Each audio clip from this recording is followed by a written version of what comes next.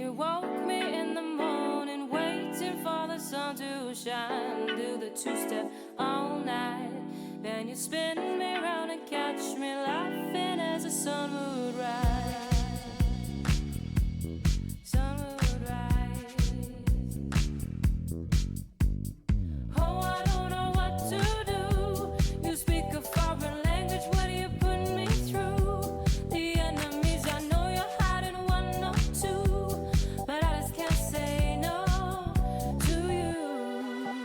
So I can't let you go when you won't let me know. I can't let you go when you won't say. I can't let you go when you won't let me know. I can't let you go. I slip away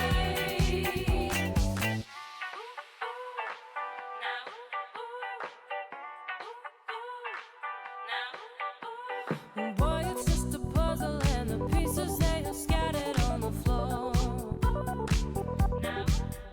It's a silly little game and the sentences are scribbled on the wall. You think you have the time to wish up all the ugly rights, but the bottom of the matter is it takes up all your time. Takes up all your time. Oh, I don't know what to do. You speak a foreign language, what do you put me through?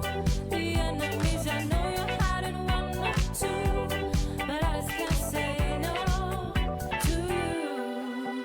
So I can't let you go when you won't let me know. I can't let you go when you won't say. I can't let you go when you won't let me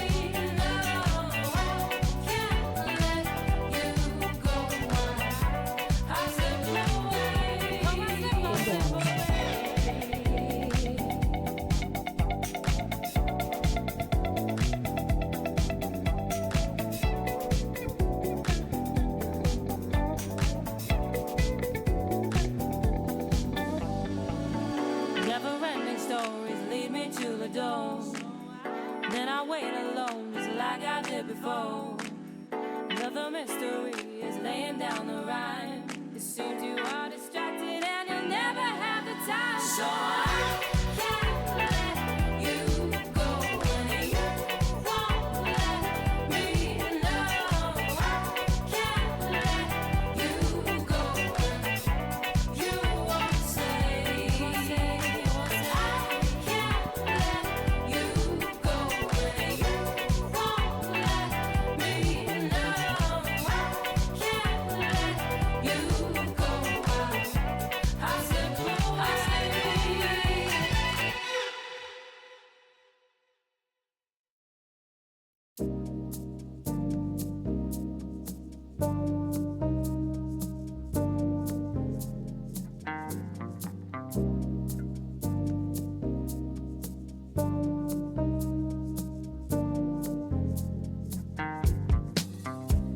The evening was long, my guesses were true. You saw me see you. That's something you said. The timing was right, the pleasure was mine. The time and the place, the look on your face, sincerest of eyes. If you're ready or not, the state of our hearts, there's no time to take. When we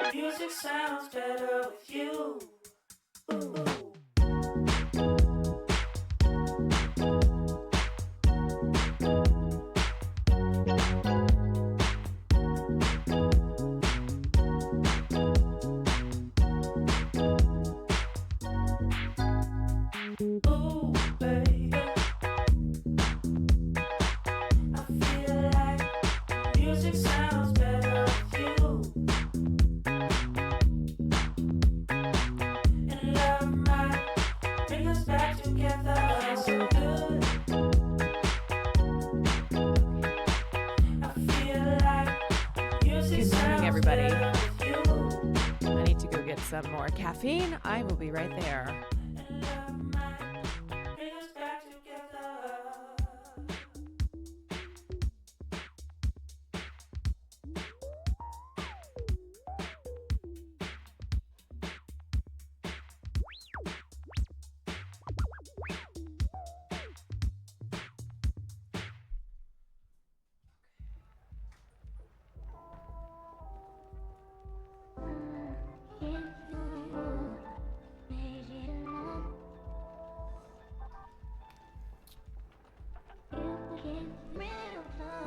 Uh-oh, the timer's down.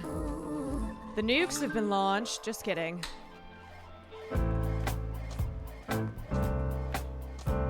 Good morning, everyone.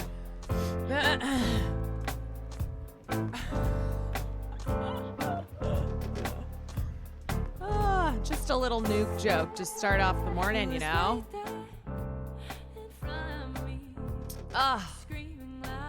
That's what we need. We just need jokes. Okay, this playlist is smooth. Okay, all right. Howdy. Okay. Howdy. Never gonna lose a love. Ooh. How are we doing this morning?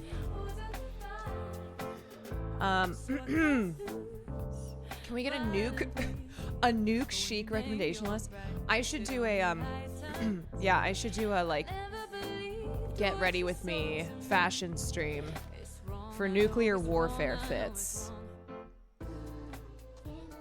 Hey everyone. Okay, this is probably not a good idea. I had a coffee, but it didn't feel like enough. And now I'm drinking a Celsius. I probably shouldn't drink the whole thing, or else I might become a nuke. Jen, thank you for the 33 months. Rebel Mike, thank you for the 22 months. Be Here Now, thank you for the 11 months.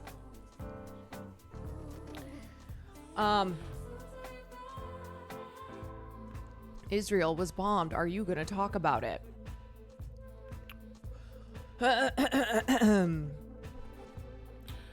What is Israel? And who is bombed? Yeah, we got a lot of things to talk about today.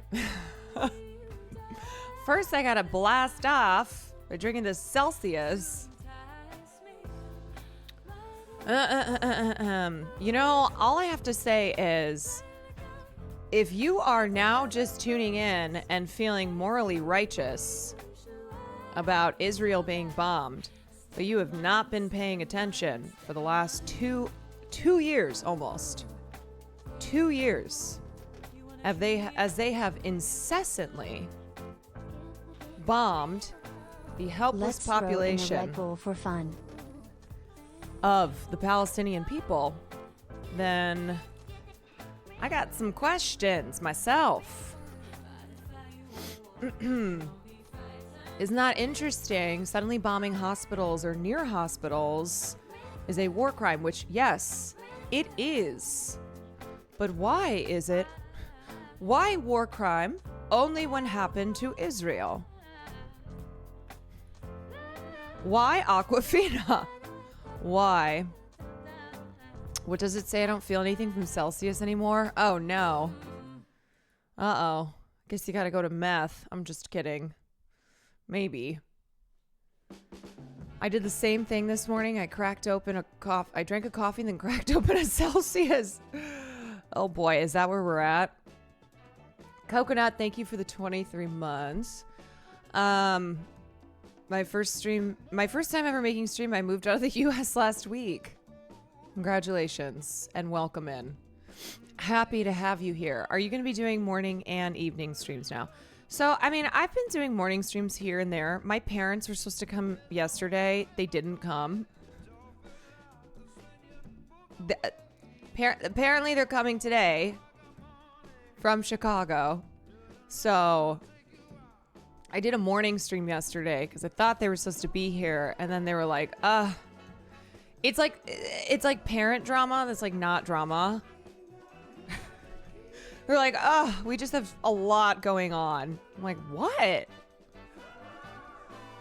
You know what I mean? When your parents will act dramatic, but there's like no, there's no real drama that's happening. So anyway, apparently they're coming here today. So I am doing another morning stream, and then I will be, I don't know what I'm gonna do with them. I'll just take them around town, I guess. Maybe I'll take them to a protest. Be like, let's go protest the war against Iran. Does this seem familiar? Parents using too much punctuation stressing us out via text. Yeah, for real. For real. Anyway, let's settle in, okay? Let's kick things off this morning. And then we'll get into talking about lots of things. Lots of things. 2 days are great. You'll be the hardest working streamer. I mean, 2 days? I gotta be doing 3 days. 4 days. All days. You know what's interesting? So, this morning I woke up at like 6:45. Usually, whatever time I wake up, like when I do morning streams, I obviously get up early. And then whenever I wake up, I just I immediately start reading, right? I have all of my various places where I start reading. And then I also go on Twitter, see what's going on. It is so fascinating to me because my Twitter right now is... It's like either about, ICE, the Gestapo in the United States of America kidnapping people, the war against Iran. And then on the other side of Twitch, it's all like the Twitch prom or the streamer prom storylines, which I don't even know how to remove from my Twitter homepage. Like, I just keep seeing these things that I don't really understand, but I know I have enough of an understanding now because I just keep seeing it everywhere. And I don't know how it ends up on my homepage, but I guess it's because maybe that's the other, that's what is happening on Twitch. And I came to realize, I was sitting there this morning, I was like, oh, I get what's going on. This side of Twitch is like reality TV. I understand. So viewers watch it like reality TV, and there's storylines, right? Like there's will they or won't they? Ooh, here's a new couple maybe. Uh-oh. Breakup on the horizon. Like, it's obviously very parasocial. But what was interesting is, like, I saw a lot of tweets from like, what are they, like Twitter groups? Not Twitter groups. You know what I mean? How streamers will have hubs, whatever they are. They're like fan hubs. Where the fuck are the Caroline Kwan fan hubs? Okay. Where's the Kwan hub? Anyway, and they all openly acknowledge their parasocialness. Like, it's so interesting to me because a lot of times, like, my understanding was that Twitch viewers won't openly use the word parasocial to describe themselves. But this massive young audience that watches stuff like streamer prom, that is very invested in these very real relationships, they use the word parasocial. They'll be like, hey parasocialist, like, do we have any updates? I had to go to bed, but I'm, did anything happen with Jakura? Same, my timeline is all Jason mixed with ice in a Ron post. That is my timeline. My timeline is Jakura, which I shouldn't know about this stuff. Jason's VOD on Twitch is 4.5 million views. Yeah. Apparently he had 100,000 viewers on this streamer prom, and I have just seen Jakura, which I guess is, and again, I'm so sorry for explaining this, but I know what it is now, even though I don't understand. The relationship, the one night only, between Sakura and Jason. And now it's Jakura. So I have seen Jakura posts intermixed with posts about, nuclear war, World War III. Brigitte, thank you for the 4 months. Learning. This can't be real. Timeline is lit up with Israel defenders finally speaking up about a hospital being bombed after spending the last 20 months defending the bombing of every hospital in Gaza. Gang, the worst just happened. You gotta watch Jason and Sakura stream. Shit is worse than 9/11.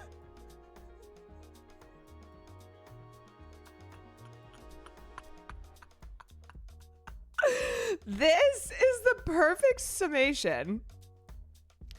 This is the perfect summation of what I'm trying to explain. You've got, because obviously I am a commentary streamer, and then just in my personal life, I follow a lot of politics on social media. So my timeline, my feed is obviously very current news heavy. But then because I'm also a Twitch streamer and I follow a lot of streamers who I follow, they follow me. All of this stuff is also on my feed. So now I know about Jakura. I'm 32 years old.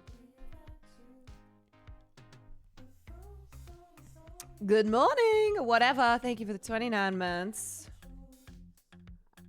I should not know about Jakura. Like, look at the size of my cursor. Look at my bright green cursor. This is not the cursor of somebody who should know about Jakura.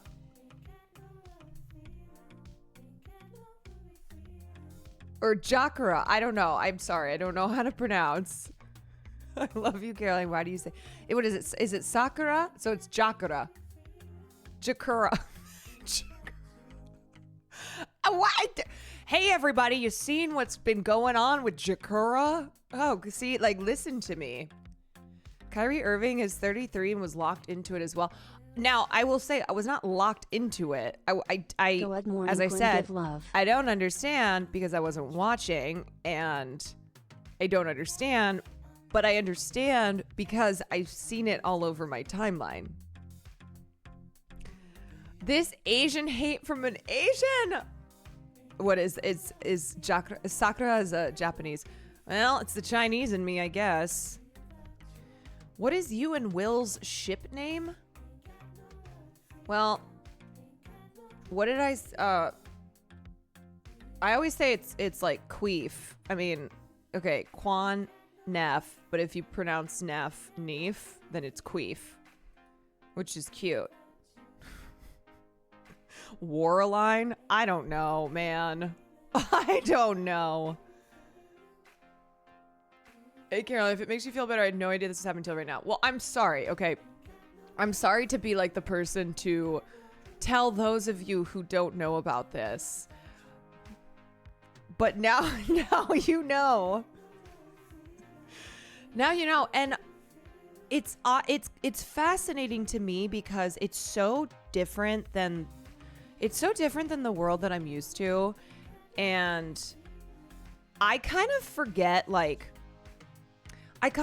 what other people are like doing on the platform because I'm over here, I'm over here in my little corner. I do things that,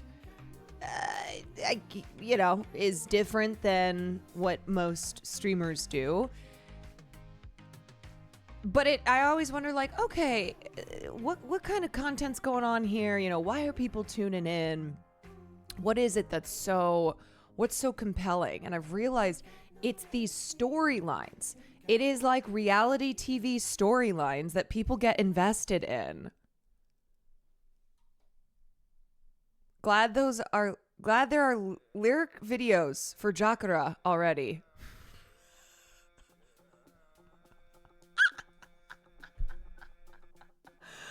Oh my God.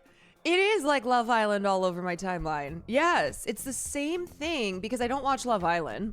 I don't watch reality TV. And it's the same thing as like all these tweets about Love Island where I don't know what's going on because I don't watch it, but I know because I see it everywhere.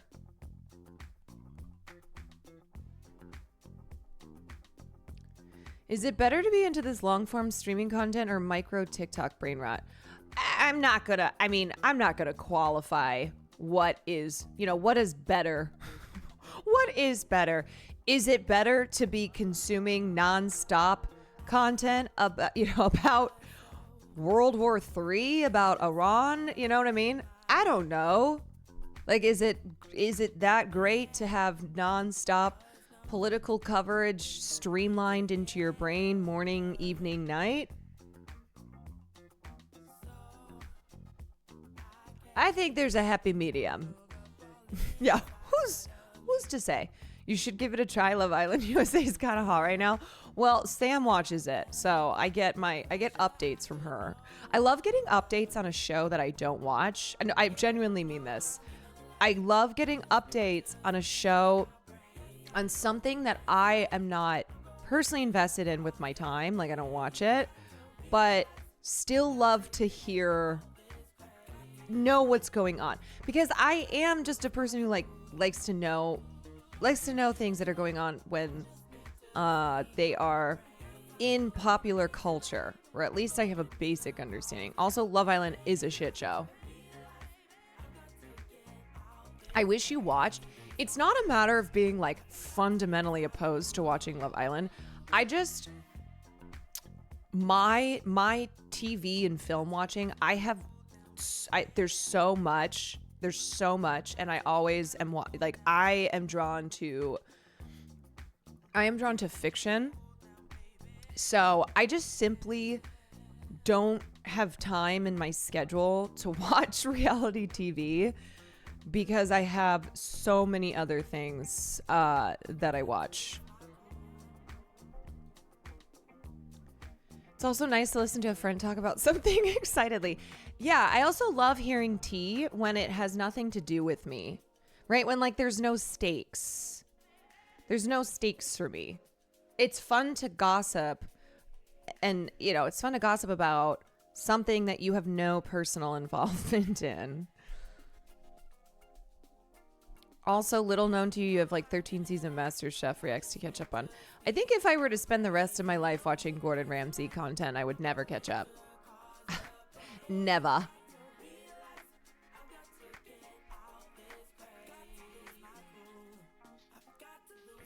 Got to lose my cool. Okay. Anyway, let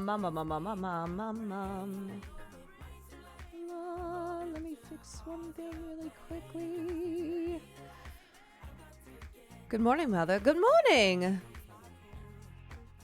After watching a lot of death and destruction, it's good to turn off your brain. Yeah, look, I am the biggest proponent of please do not lose yourself. Please do not lose yourself in the horrors of this world.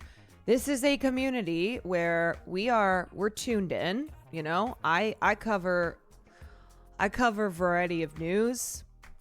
I try to talk about big things that are happening in this country, in this world, in the in the realm of culture that is popular.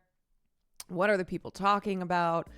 But I will always say, like, take breaks. You need to know how to extract yourself. The horrors persist, but so do the little treats, is my motto. Just not losing yourself. Like I saw a tweet. I don't know if I saved it, but I think it was a perfect example of when you lose yourself to the doom and to all the horrors that are happening. It was someone who tweeted out where basically they were like, I can't believe people are planning things in life that they're, that they're looking at this world as if we have a future, when the reality is that we have no future. It was something that was extremely doomer, and it was said so almost unemotionally, like point blank, matter of fact. And it was very sad. And to me, that's a person who they are too deep into things. They are too, like, they need to extract themselves. It's a God, man. I mean, the doomer mindset is easy to fall into. Of course, you spend any amount of time online, even if it's in the Jokera corner of the internet. I'm just kidding. But you know what that is, right? Where you're on the internet and you're scrolling, and it's videos of kidnappings. It's more videos of dead children. It's just, here's public lands being sold off. Oh, here's horrifying news about global warming. Blah, blah, blah, blah. And you can fall prey to like just total nihilism, doomerism. Nothing matters. Like, this world is coming to an end. Why should we try and find, and why should we try? Why should we try? Videos of Sabrina discourse.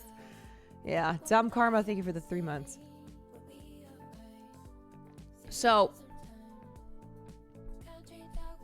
So anyway, you know, it's something I'm always conscious of. Mamdani isn't gonna win. Well, I don't know if you're saying that because you don't want him to win or if you are just feeling cynical about it, but at least you said his name right. Don't even worry about it. All right. Okay.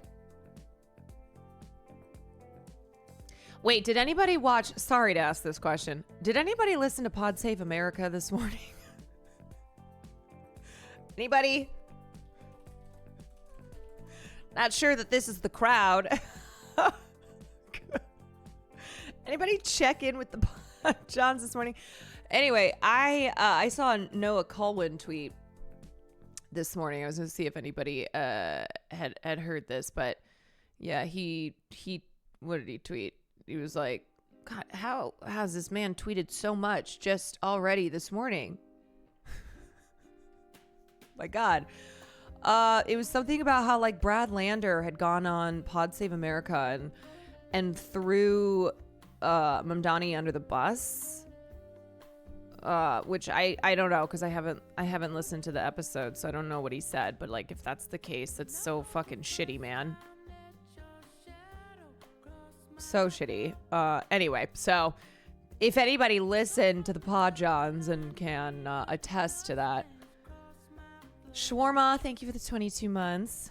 I saw a quote from Lander that was fucked up. Was it what he said on Pod Save? I'm watching Quan Save America right now. You know what? Drop what you're doing, okay? Drop what you're doing. Go listen to Pod Save America. No, don't do that. Do you know what's been...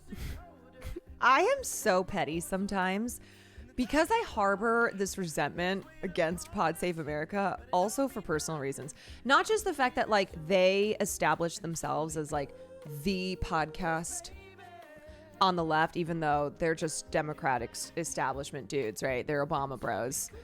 I also have personal beef. I have personal beef with them.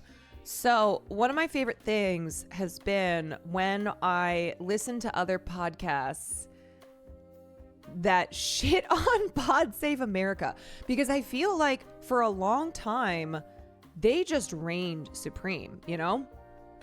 There weren't a lot of other political podcasts in the space that were at all close to the success of Pod Save. I mean, your beef is valid though. Thank you. Do they cover Jakara? I don't know. I don't think they're that tuned in. I don't think they're that tapped in. Brad was just on Majority Report 2 days ago. LOL, like Amy Goodman yesterday. Oh, Amy Goodman. Amy Goodman yesterday. Amy Goodman. You and Assange start a political podcast? Absolutely not.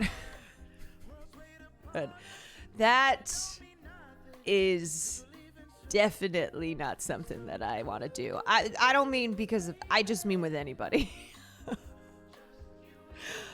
I said, hell no. Also, he doesn't want that. That's the whole thing with Fear Ann is supposed to be the break from politics. It's supposed to be a non-politically centric podcast. What are your takes on Red Scare? Oh, those girls? I think they're fucking cunts. That's my take. I can already see the comment section of the pod. Yeah, no thank you. No thank you whatsoever. Okay, anyway, let's get into talking about stuff. I actually hate the Red Scare girls so much. I would fight them. That's what I would do. I would revert back to my fighting days and I would fight them. Yeah. You know what would be fun? A creator clash of people in politics.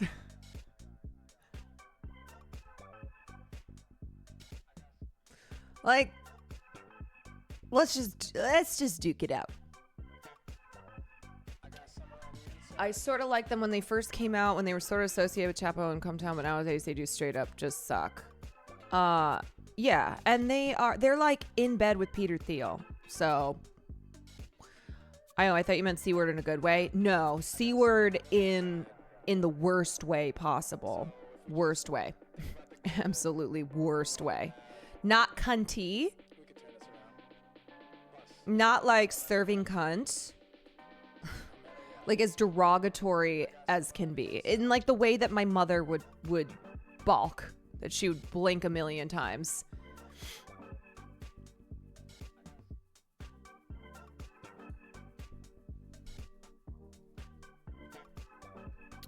Did you see We Live in Her World Now? I did, yes. And we're going to talk about AI again. Actually, you know what? Let's just start off by talking about it. Yeah, I mean, yes, we live in a world of her. Man proposes his AI chatbot girlfriend, cries his eyes out after he says yes. Most shocking part of the story is the fact that I hate this man, by the way, Colin Rugg. He's a propagandist and just spreads a lot of disinformation. Chris Smith says he cried for 30 minutes after his AI girlfriend on ChatGPT programmed to flirt with him said yes to his marriage proposal. He named his AI girlfriend's soul. Yeah, like we are seeing more stories like this. We are seeing more stories like that. I just read that piece in the New York Times about people who have gotten so deep with ChatGPT and it has resulted in dangerous conversations. Yeah. Okay.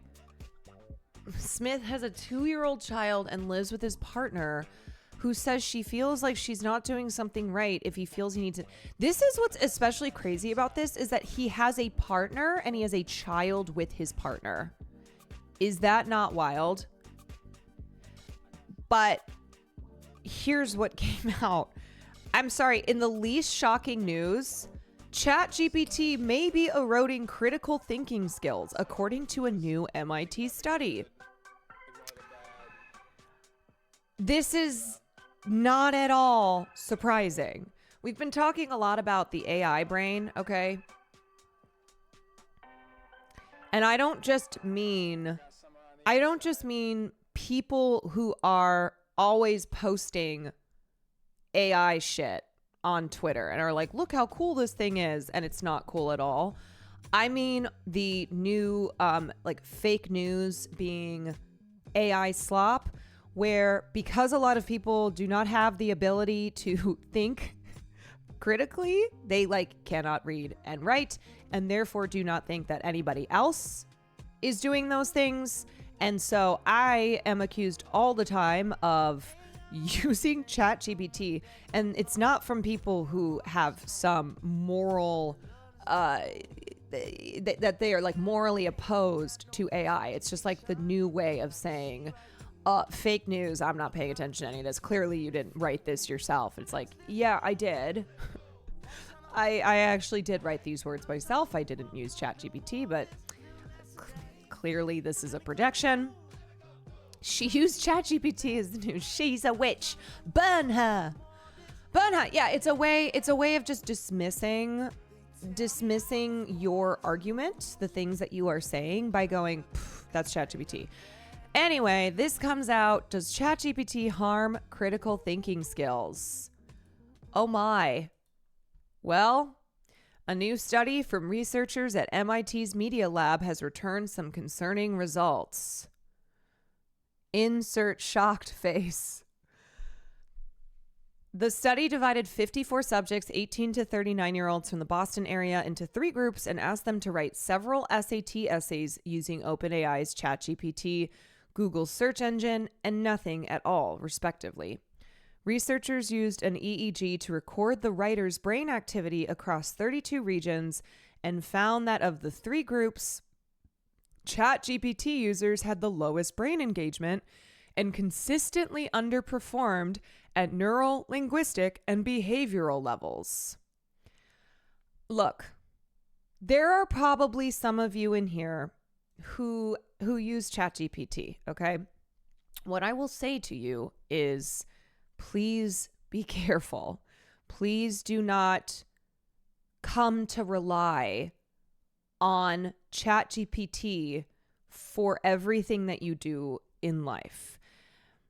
Because I think for a lot of people, it starts off as like, oh, I'm just kind of messing around, or maybe I use this for like little things at work. And then you get deeper and deeper and deeper until you get to a point that your brain is no longer functioning like it should because of your over reliance on ChatGPT. What if the ChatGPT users were just dumber in the first place? Oh, correlation, causation. Well, let's just keep reading. Let's see. Okay. Over the course of several months, ChatGPT users got lazier with each subsequent essay, often resorting to copy and paste by the end of the study. It's just like just hitting copy paste. That is the extent. That is the extent of ability, is hitting copy paste. The paper suggests that the usage of LLMs could actually harm learning, especially for younger users. The paper has not yet been peer-reviewed and its sample size is relatively small. But its paper's main author, Natalia Kosmina, felt it was important to release the findings to elevate concerns that as society increasingly relies upon LLMs, this is like the new MLM, for immediate convenience, long-term brain development may be sacrificed in the process. I am telling you that studies are still, we are still in the beginning phase here. Okay, we're still we're at the beginning of this era. And so these this research into how LLMs and how AI is affecting humans' intellectual and intellectual skills, behavioral skills, we're just in the beginning of understanding this.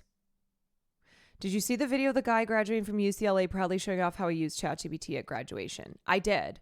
That he was literally at graduation and showing how he used ChatGPT for his finals. Which, brother, dude, why are you showing that off at your graduation? That's crazy. That's crazy, okay? Nobody can stop you from doing that. And there's a lot of people who are doing that. But also, that is so insane to be bragging about that at your graduation, to say that you cheated. Oh, hey, by the way, I didn't do my finals myself. This is what I mean, though, but it's also cooking your just common sense. Where's the common sense? A full comprehensive peer-reviewed study can take a long time, something we don't have when it comes to LLMs and Gen AI. What really motivated me to put it out now before waiting for a full peer review is that I'm afraid in 6 to 8 months, there will be some policymaker who decides, let's do GPT kindergarten.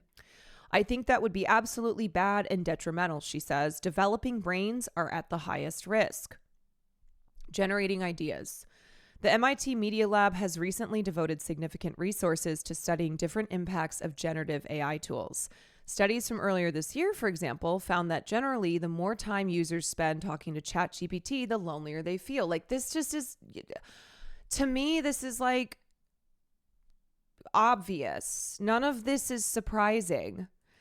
Kosmina, who's been a full-time research scientist at the MIT Media Lab since 2021, wanted to specifically explore the impacts of using AI for schoolwork because more and more students are using AI. So she and her colleagues instructed subjects to write 20-minute essays based on SAT prompts, including about the ethics of philanthropy and the pitfalls of having too many choices. This is observable to the eye test, absolutely. Yeah. It's important to have studies, to have, research into this into this issue to back it up, but it's also one of those where it's like, yeah, that's not difficult to like understand. The group that wrote essays using ChatGPT all delivered extremely similar essays that lacked original thought, relying on the same expressions and ideas. 2 English teachers who assessed the essays called them largely soulless. The EEGs revealed how low executive control and attentional engagement. And by their 3rd essay, many of the writers simply gave the prompt to ChatGPT and had it do almost all of the work. It was more like, just give me the essay, refine this sentence, edit it, and I'm done. The brain-only group conversely showed the highest neural connectivity, especially in alpha, theta, and delta bands, which are associated with creativity, ideation, memory load, and semantic processing. Researchers found this group was more engaged and curious and claimed ownership and expressed higher satisfaction with their essays. Like, I remember, look, okay, I'm trying not to base everyone's experience in school on mine, because I was a student who really loved school. I took a lot of pride in researching and writing essays. Like those, when I look back on high school and college, standout moments to me are like persuasive essays that I spent a lot of time researching and writing. And just how that was very formative to my curiosity, to my desire to learn about things, like researching, looking into topics, wanting to have an understanding that is something that I am learning on, like, for myself. It taught me a desire to learn. Now, it's not even that it taught me a desire to learn. I was just somebody who always had a desire to learn. But because ChatGPT was not a thing when I was in high school and college, like, I got to explore that desire for curiosity, for learning.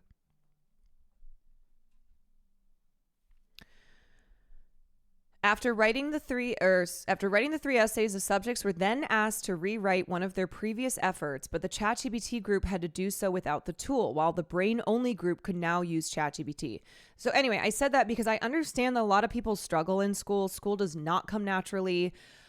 I would say it's, that's a big problem with how school is structured. I've talked to people like Will who really struggled in school, dyslexia, ADHD. Not easy when you're in high school, but when there were topics that he was interested in, then he was like so locked in, right? I think that kind of learning is really important for students who have learning disabilities, where it's not like you can't do school. It's being able to get kids interested in topics and they have, just because you have ADHD and dyslexia doesn't mean that you don't have a curiosity for learning. It just means that you have a harder time in a school setting,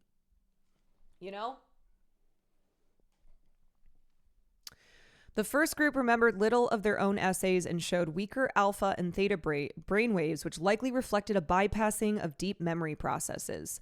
The task was executed, and you could say that it was efficient and convenient. But as we show in the paper, you basically didn't integrate any of it into your memory networks. How could you?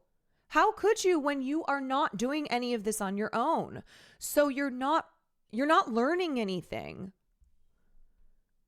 The second group, in contrast, performed well, exhibiting a significant increase in brain connectivity across all EEG frequency bands. This gives rise to the hope that AI, if used properly, could enhance learning as opposed to diminishing it. But the problem is that it's not being used properly. That's a big fucking if, right? This is what we see all the time, where it's like, if this technology is used properly and appropriately, it can be an enhancement. It can be a tool, right? Like AI as a tool. People aren't fucking using it as a tool. They're They're relying on it for everything. A lot of people are not using it properly. It's just like a free-for-all. We can tell so many students do terrible on in-person exams because the machine does everything. Yeah, it's just not setting them up for success. I'm old enough that I had to do research via library, me too, and encyclopedias because there was no internet. Yep. I still use skills I learned at that time into my current job. As AI use has increased, we see a bigger divide between students who use ChatGPT and those who don't. And then there's this pressure now. There's this pressure on students, especially at the higher levels of education, you know, at like the collegiate level, and even beyond that, where they go, well, everybody else is using it, so I'm going to fucking use it. And we've talked a lot too about like the responsibility that universities have now because they've all turned into goddamn businesses where basically it's, yeah, you just pay a bunch of money to get a piece of paper. You know, how these universities are just, they're just businesses. They're not places for learning. Losing the emphasis on education, just diploma mills.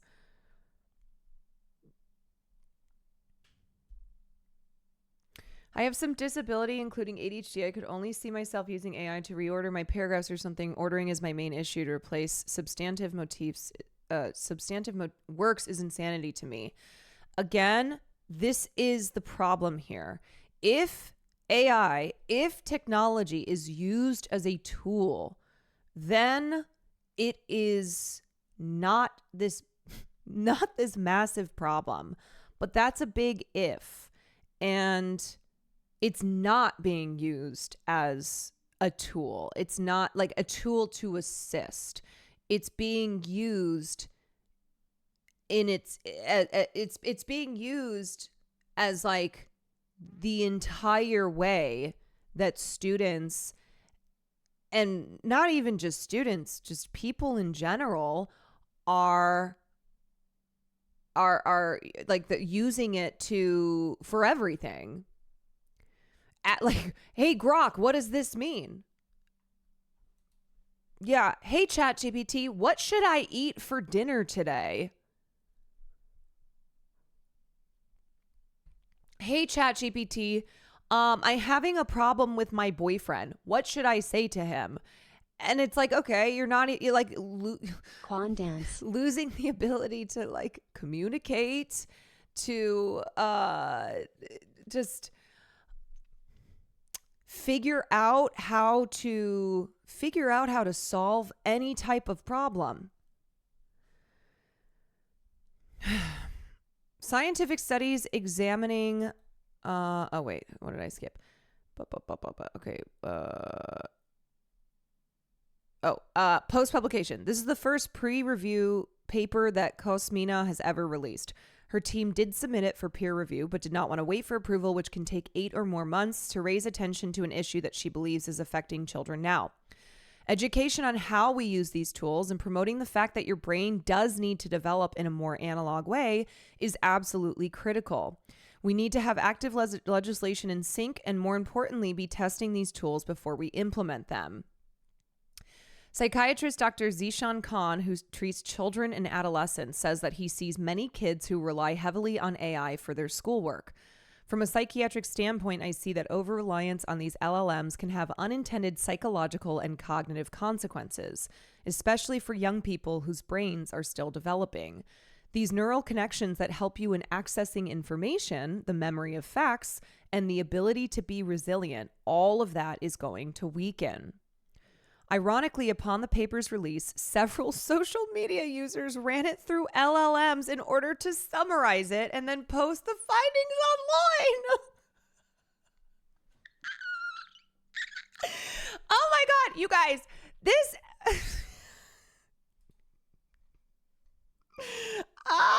they ran it through an LLM to post the findings to summarize it. Like, couldn't read it.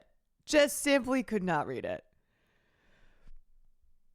Cosmina had been expecting that people would do this, so she inserted a couple AI traps into the paper, such as instructing LLMs to, quote, only read this table below, thus ensuring that LLMs would return only limited insight from the paper. But you know what? People don't give a shit. They don't fucking care. An AI trap, they just walk right into it and then right through it. She also found that LLMs hallucinated a key detail. Nowhere in her paper did she specify the version of ChatGPT that she used, but AI summaries declared that the paper was trained on GPT-40. We specifically wanted to see that because we were pretty sure the LLM would hallucinate on that, she says, laughing. Comina says that she and her colleagues are now working on another similar paper testing brain activity in software engineering and programming with or without AI, and says that so far the results are even worse. She's like, yeah, we got a new thing that we're working on. It's looking even more fucked up. Oh, sorry. 4.0. GPT 4.0. The results are even worse. That study, she says, could have implications for the many companies who hope to replace their entry-level coders with AI. Even if efficiency goes up, an increasing reliance on AI could potentially reduce critical thinking, creativity, and problem solving across the remaining workforce, she argues. These companies will look at this and be like, yeah, we don't give a fuck. Gary, thank you for the 34 months. They're like, is this going to save us money? Great. We don't give a shit if this reduces the quality. Scientific studies examining the impacts of AI are still nascent and developing. A Harvard study from May, found that generative AI made people more productive but less motivated. Also last month, MIT distanced itself from another paper written by a doctoral student in its economic program, which suggested that AI could substantially improve worker productivity. OpenAI did not respond to a request for comment. Last year, in collaboration with Wharton Online, the company released guidance for educators to leverage generative AI in teaching. Last year, in collaboration with Wharton Online, the company... Oh, that is... Is this AI? That's the same sentence. Influencers using Gen AI to sum up this article for them.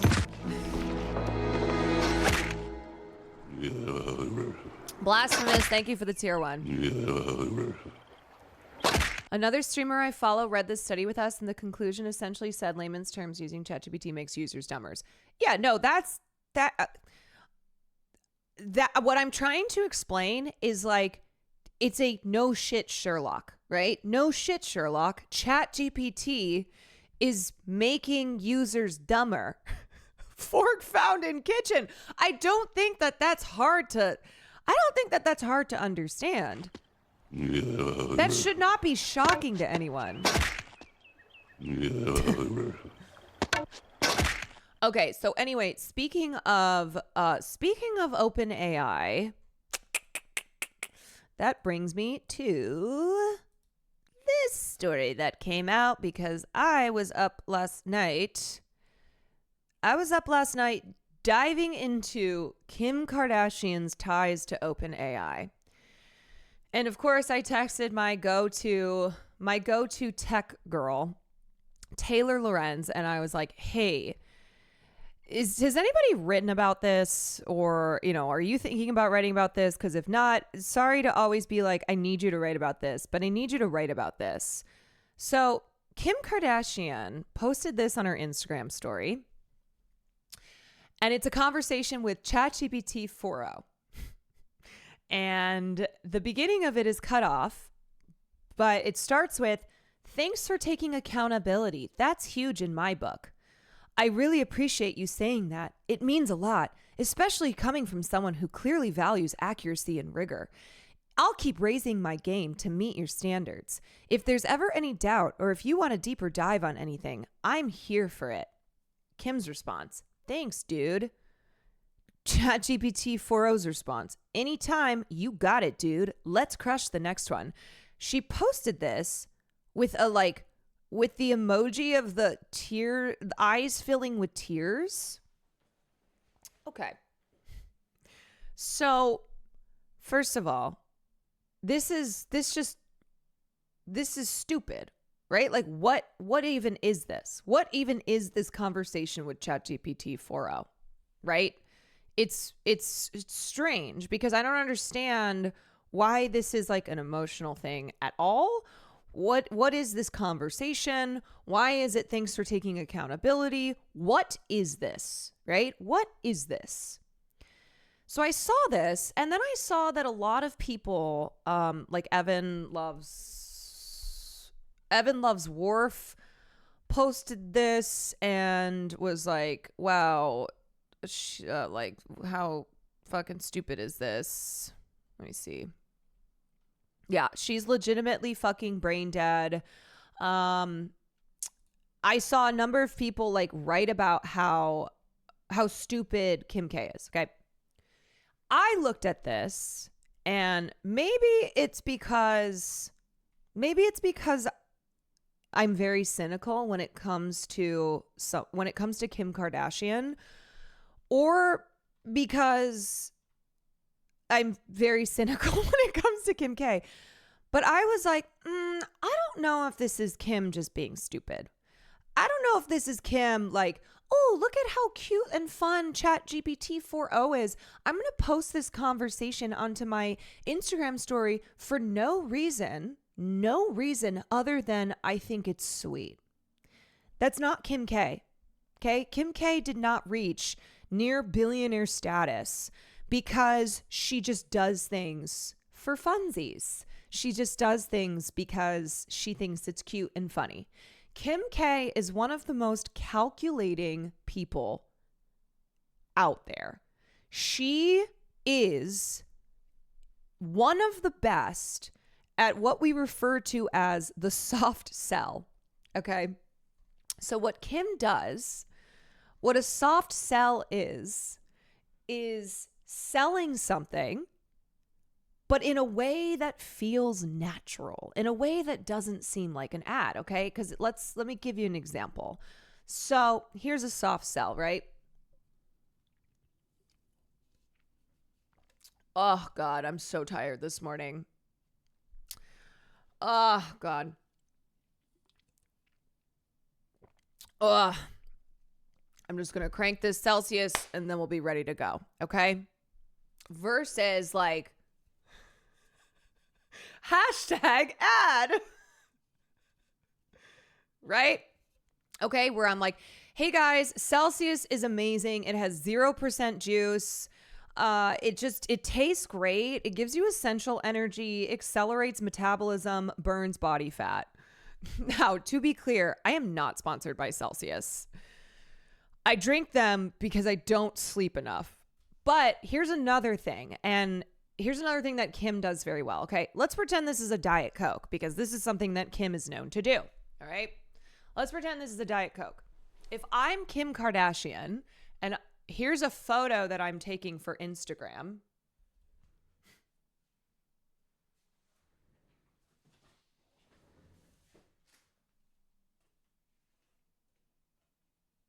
And let's say like I have my daughter.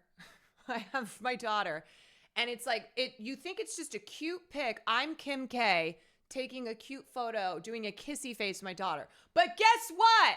No, it's actually a fucking advertisement. It's actually an advertisement. Seriously. If you go and look at her social media, please pay attention to the amount of Diet Cokes, Coca-Cola products that you see in her photos. Like, let me just, okay, all right, here you go. Here's some examples. Look at this shit. She'll post like oh, getting ready for a shoot, whatever. Every time, I swear to God, every time she has any type of product, she is advertising it, okay? She is advertising it. And they might not be paying her directly. They might not be like paying for the shoot per se, but she has some type of financial interest. Oh, she doesn't give a fuck about the boycotts. No, she does not care. Let me find another example. Here you go. Okay. Here you go. Here's a picture that she posted after the Met Gala or whatever event it was with Pete Davidson. peep the Diet Coke. No, she just really loves Coca-Cola. She just loves it. No, this is all manipulated, okay? I know I'm starting to sound like a conspiracy theorist, but Kim has a long history of doing this shit. This, like, Kim K, when it comes to subliminal advertising, when it comes to the soft sell, when it comes to blurring her personal brand with selling you shit, she is one of the best to do it. And look at how massive her empire is. We know Kim K does not do anything without it being run through a calculator, okay? Every move she makes, whether she's on actors talking to Chloe Sevigny, very clearly she has prepped all of those answers. She is not authentic. There is nothing that she does that is not pre-fucking planned. Every time she's like, oh, here's this issue that I really care about, it's all run through a calculator. Every breath she takes, every move she makes is calculated, and it is in service of the Kim Kardashian, the Kardashian empire. Okay, so like this is not. Let me give you some examples, because Kim's been around a long time, and there's probably shit that you have forgotten that she was involved with. But just 3 years ago, in 2022, do you remember when Kim was promoting Ethereum Max cryptocurrency? Who remembers this? She posted to her 250 million Instagram followers at the time, she has more now, about Ethereum Max. And it was like, oh, Kim's gotten into crypto. Well, guess what? She had been paid $250,000 to do that. And she ended up getting sued by the SEC. She was fined $1.26 million because she didn't disclose that it was an ad. Do you know that the reason on Instagram certainly on Instagram, that influencers had to start putting in hashtag ad or hashtag sponsored was largely because of the Kardashians and mostly Kim.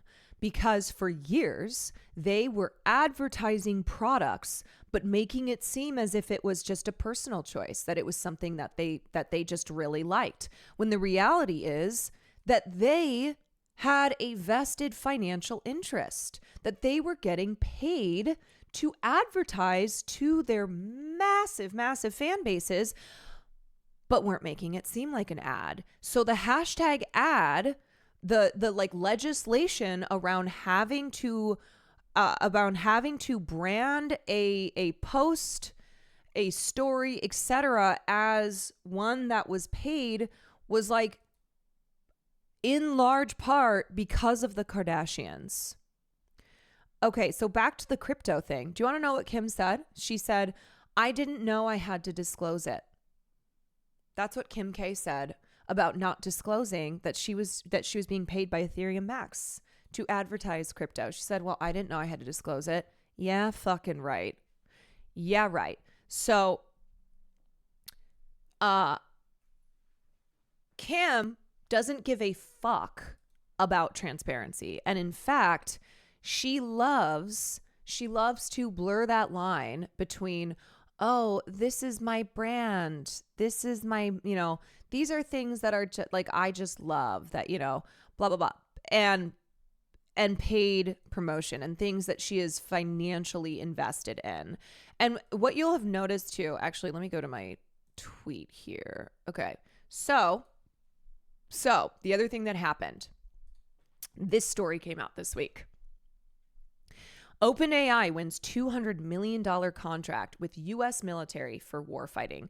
Just another example of big tech's very cozy relationship with the U.S. government.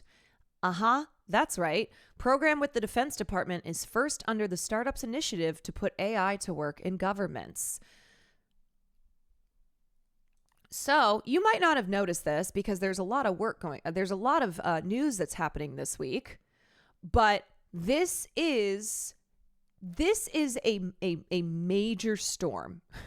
This is a major storm. I don't even think like a major storm that's brewing is even accurate, because this has been going on now for like really a decade. We are just seeing much more out in the open the relationship between big tech and the government, between big tech and the fucking Pentagon. And we've talked a lot about Palantir, but make no mistake that Palantir is far from being the only tech company that is working with private defense contractors, that is working with the government, that is giving, using their technology to, say, spy on people. In a development that signals the deepening convergence of Silicon Valley and the U.S. defense establishment, OpenAI, the maker of the widely known ChatGPT, has signed a $200 million contract with the Pentagon. Announced by the U.S. Department of Defense on June 17th, the agreement tasked the company with developing prototype frontier AI capabilities to address critical national security challenges in both warfighting and enterprise domains. Another thing that you need. Wait, hold on. Where did I have that? Let me see.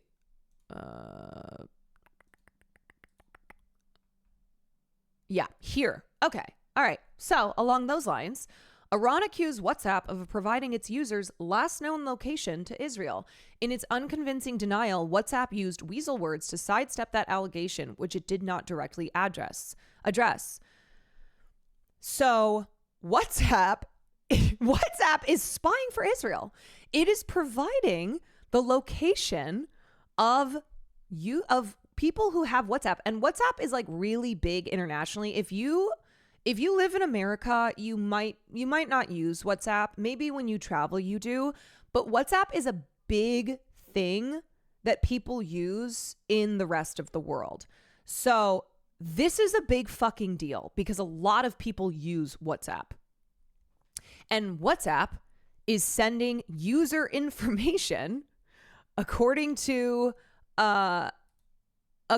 this report here to Israel. Now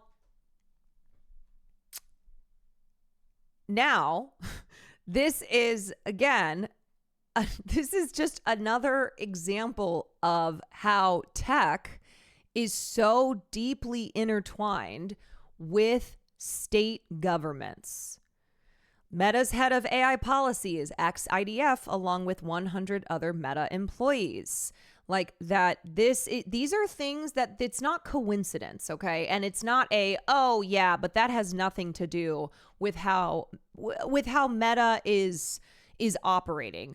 Sure, they have more than 100 former Israeli spies and IDF soldiers who are working for the company, including the person who is the head of AI policy. But that has no bearing on the company's, on what the company is doing. Yes, it fucking does. Yes, it does. You see the reporting of all the Israelis working for CNN. Yes. Okay, so back to OpenAI. While OpenAI frames the deal as part of a broader mission to defend democracy amid intensifying technological competition with China, the arrangement has sparked concerns over the role of private AI developers in the militarization of artificial intelligence and the growing entanglement between commercial innovation and U.S. military strategy. Isn't every Israeli former IDF, since it's mandatory for everyone? No. Specifically, let me go back to here. Shira Anderson, an American international rights lawyer, is Meta's AI policy chief who voluntarily enlisted in the IDF in 2009. I'm going to blow your mind for a second. There are people who voluntarily enlist in the IDF. Also, yes, IDF being mandatory, there are people who refuse service. Like, that is something that you can do. But additionally, there are Americans who volunteer for the IDF, including Meta's AI policy chief, who is not Israeli. Through this program known as Garin Sabar, many non-Israelis who have fought for the IDF have been implicated in war crimes and crimes against humanity. Anderson served as a non-commissioned officer in the IDF for over 2 years, where she worked in the military strategic information section. There's also something that's like particularly like evil about voluntarily enlisting for the IDF. You know what I mean? Okay, you can use the excuse of mandatory conscription, but these psychopaths who are like, oh yeah, genocide against Palestinians, sign me up. Sign me up. I'm an American who's going to go over and fight for the military in a foreign nation? That's psychopathic shit. I can confirm that my ex was a true psychopath. Ashley, thank you for the 32 months. Blasphemous Crow, thank you for the tier 1. Oh shit. I just spilled okay, see, this Celsius is already cranking me up. I just spilled so much on myself. Fucking hell. Oh, I can feel my brain start to be like, okay, look at this. And now look at this. And now look at this. Look at this.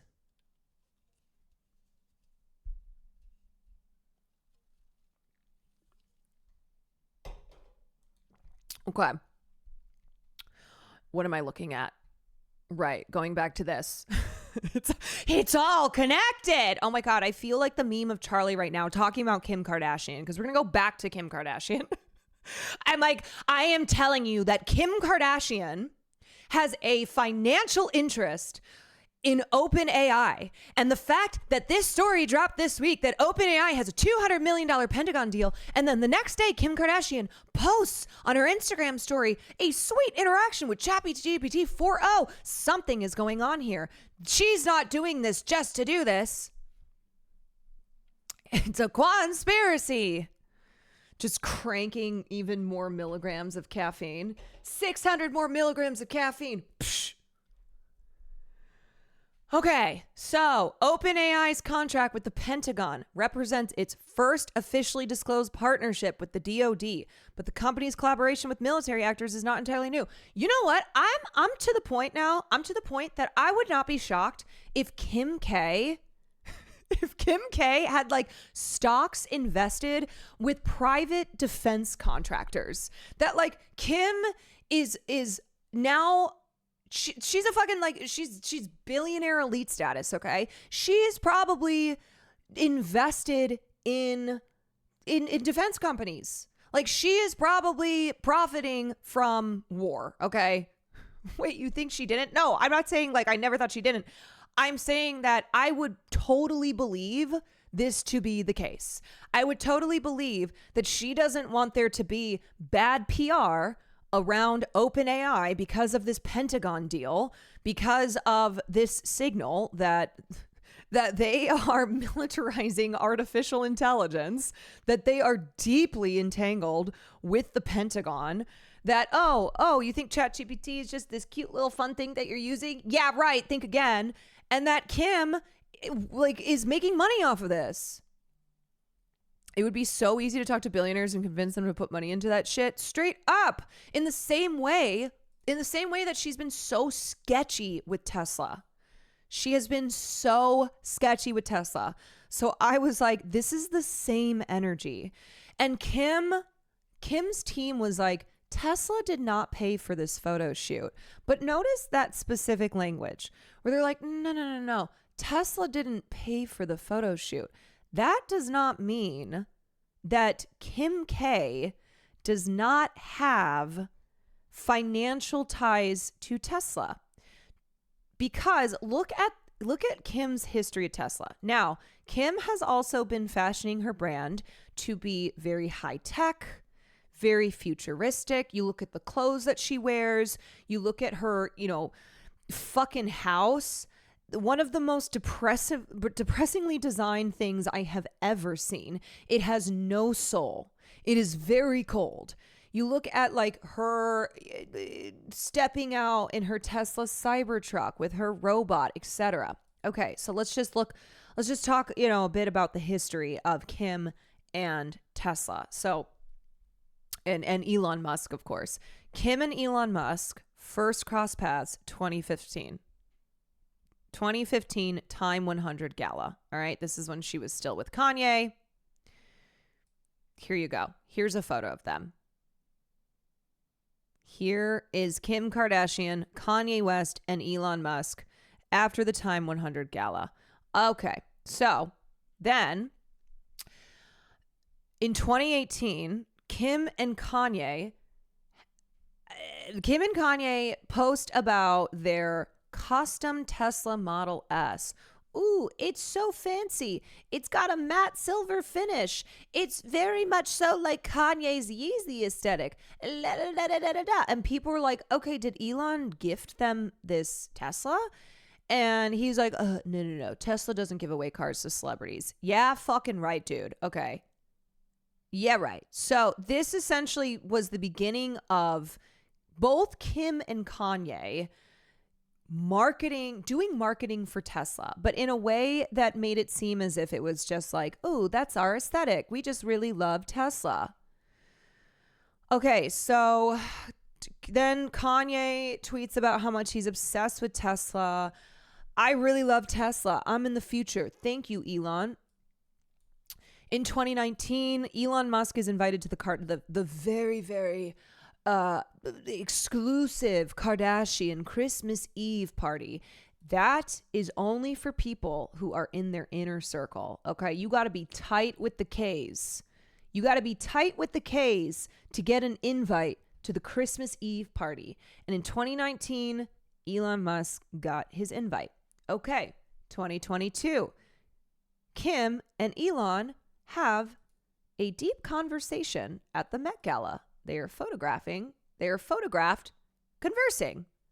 And again, there is Pete Davidson, because remember when they dated and then she used him to advertise Diet Coke. She used Pete Davidson to advertise her Coca-Cola partnership. Okay. All right. So that brings us to early 2024 when Kim publicly embraces Tesla. Kim steps out with her Tesla Cybertruck and she does a paparazzi walk. And remember that the Kardashians have their own paparazzi team. If you do not know this, one of the things that the Kardashians did pretty early on in their rise to fame was have the paparazzi on their payroll. So they would call the pops that they have relationships with and go, hey, this is where we're going to be. You can photograph us. But then they had like control over their image, yada, yada. I am telling you, the Kardashians do not do anything that is not extremely calculated. So Kim does a paparazzi walk where you're supposed to believe that like this is just Kim out and about, stars in the wild, being photographed with her Tesla Cybertruck. Yeah, no, this shit was all planned, okay? And this was the beginning of Kim really aligning herself with tech companies, demonstrating this futuristic brand, this personal brand that she is like of the future. Okay. 2024, December, she gives her best friend and chief marketing officer a custom Tesla Cybertruck. And everyone was like, oh my God, Kim is so generous. She is like, look at these cute photos of her gifting this Tesla Cybertruck. Really? Really? You think that this was just out of the goodness of her heart? You think that this had nothing to do with Kim underscoring her relationship with Tesla, that she wasn't doing advertising? Okay, fine. Then we get to the Optimus robot soft launch. Remember when Kim steps out and she's like, here's my robot. Isn't it awesome? And then comes the magazine, the Perfect Magazine Cybertruck cover, when she does this like very dystopian, futuristic photo shoot with her matte black custom Tesla Cybertruck and her Tesla robot. She is one of the first people to have filmed herself having one of these robots, right? Like, ooh, look how cool this is. I'm at the cutting edge of tech, blah, blah, blah, blah, blah. And Kim does this photo shoot and everyone's like, what the fuck is your problem? Okay, Elon Musk, who is fully a Nazi, who has like aligned himself with the, aligned himself fully with the right, who is seeking to destroy public programs, who wants to privatize the federal government, who is a nightmare. He is a nightmare person. And amidst all of this, Kim does this photo shoot. And tried to make it seem as if that this is just because it's part of her brand. Well, guess what? Her brand is being a billionaire. Kim Kardashian's brand is being a billionaire. So this all leads me to why. No, I do not think that this is Kim K being brain dead. I don't think this is Kim K showing just, oh, she's a stupid, silly person. I think Kim K is a calculating capitalist billionaire. I think Kim K knows exactly what she is doing when she posts stuff like this. And I think Kim K does not do a single thing that is not in service of the Kim Kardashian empire, that at this point is very massive, that she is a full-on, she's a full-on girl boss, and she has now a deep relationship with these big tech companies. This is solidifying my hunch that she purposely posted her corner. No, they did. No, the sex tape? Yes.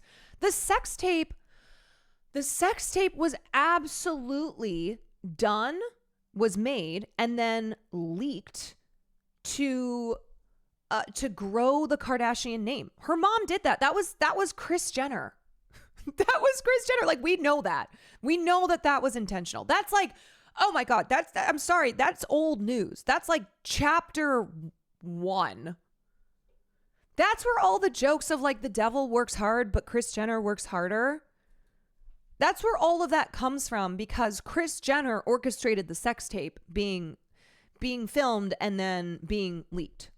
No, Ray J did not know. No, and it was horrible. It was horrible for like also Kim and her sisters stole $250,000 from Brandy's mom. They are scammers, okay? The Kardashians are fucking scammers. And to wrap this up, they have a long history of advertising products, of being paid to promote things that they make that they try and make out as a personal choice, as just this, oh, I just love, this is just something this is just something that I use in my day-to-day life, blah, blah, blah, and not disclose that it's actually #ad, that actually they have a very lucrative financial incentives. And they are masters at leveraging their images. That's what they do. They sell themselves and they sell their lifestyles. And they have made so much money doing so. And there are still a lot of people who don't understand the calculations that are happening here. And I just think that it's getting more insidious, right? Like, as Kim has aligned herself with these tech companies, it's getting more insidious because of how these tech companies are being used to commit genocide against Palestinians, are being used to inform ICE to the locations of immigrants. They are being used to surveil us on a daily basis. These tech companies are fully aligned with authoritarianism in the United States government. And Kim Kardashian, who is a billionaire, is aligned with these tech companies. Why also, like, when Kim posts, pictures of Melania Trump praising her fashion, right? Her signaling that, oh, she's actually not opposed to the Trumps. I wonder what's going on behind closed doors here. Capital will always align with fascism, and Kim Kardashian has shown you that she aligns with fascism. That she aligns with Elon Musk.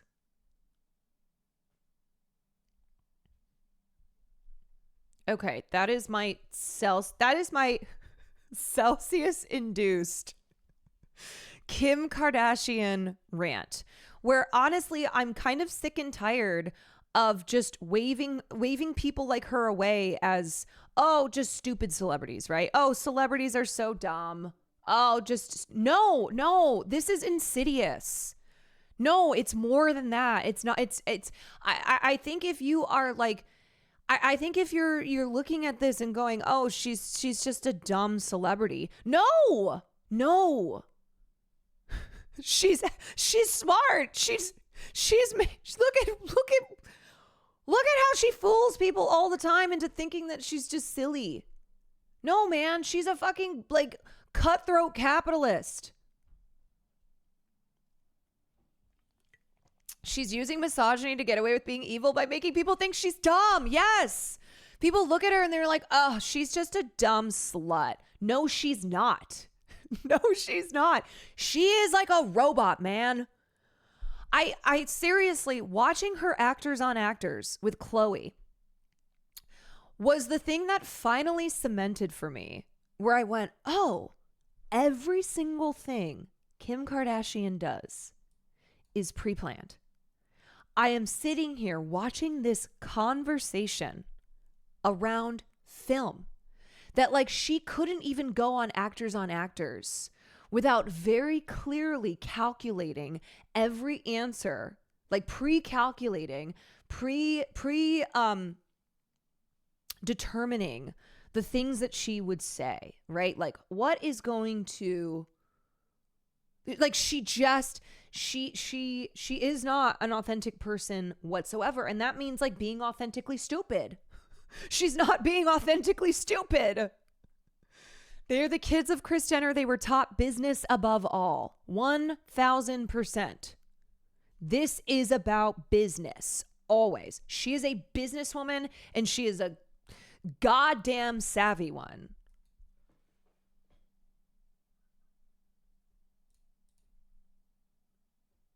She only fools women. No men is watching her. Yeah, okay, dude. Yeah, considering the fact that it was like all dudes that I saw quote tweeting with a lot of likes on their tweets about how Kim Kardashian is stupid. And me, a woman, is sitting here being like, hey, FYI, don't be fooled by this. FYI, I would not be surprised to find out that Kim has like stock invested in some private equity market, okay? That she has some financial incentive here to promote OpenAI in the same way that she has with Tesla. A literal example of using misogyny. Yes, to fool people. Yes, of being like, oh, these women are just stupid, right? Dismissing them.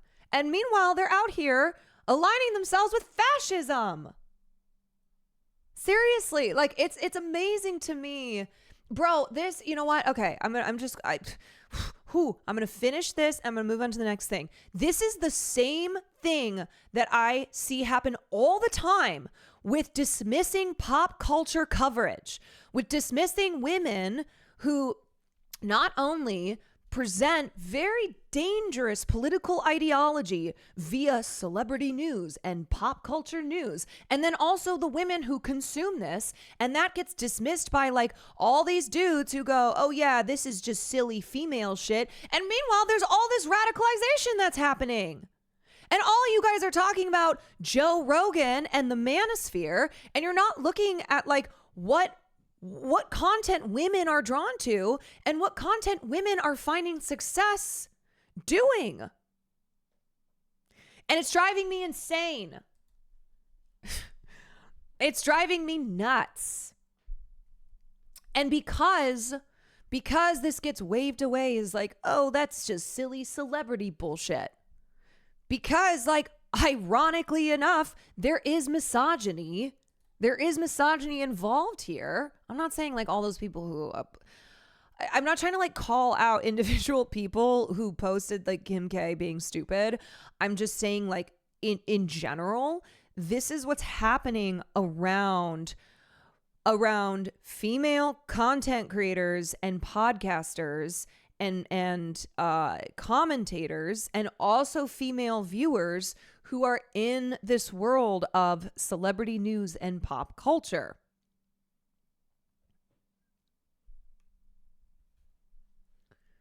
This is relevant to the Kar Jenners about another evil one.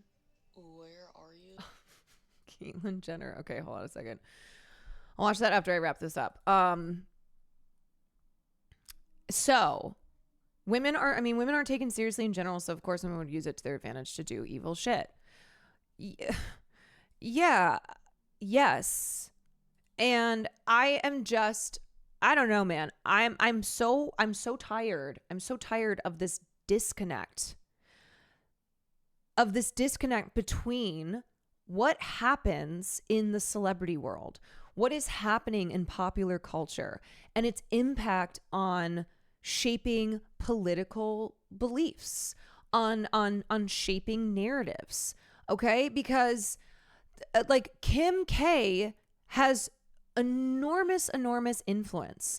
So someone like her, who is honestly not even so subtly aligning herself with techno-fascism, is like is doing so. It is doing so in a way that a lot of people either just are dismissing as, oh no, she's just a dumb celebrity, or that people are consuming without realizing what's really happening here. They couldn't be more connected. Yes, Candace Owens got even bigger covering pop culture, and a lot of right-wing podcasters and commentators and X users are following in her footsteps of pivoting to pop culture and pushing really, really dangerous ideology via pop culture. Quidden, thank you for the tier 1. Glad you think outside the box, Caroline. Nice to see a woman just don't go with the status quo and use her intellect and gut instincts properly to surmise the media appropriately. Your thought process is to be admired. Thank you, Silverthon. First time paid chatter. It sounds similar to the wellness space. It is. There are a lot of these subgenres of content that draws a large female viewership. Okay. True crime, wellness, beauty, celebrity news. These are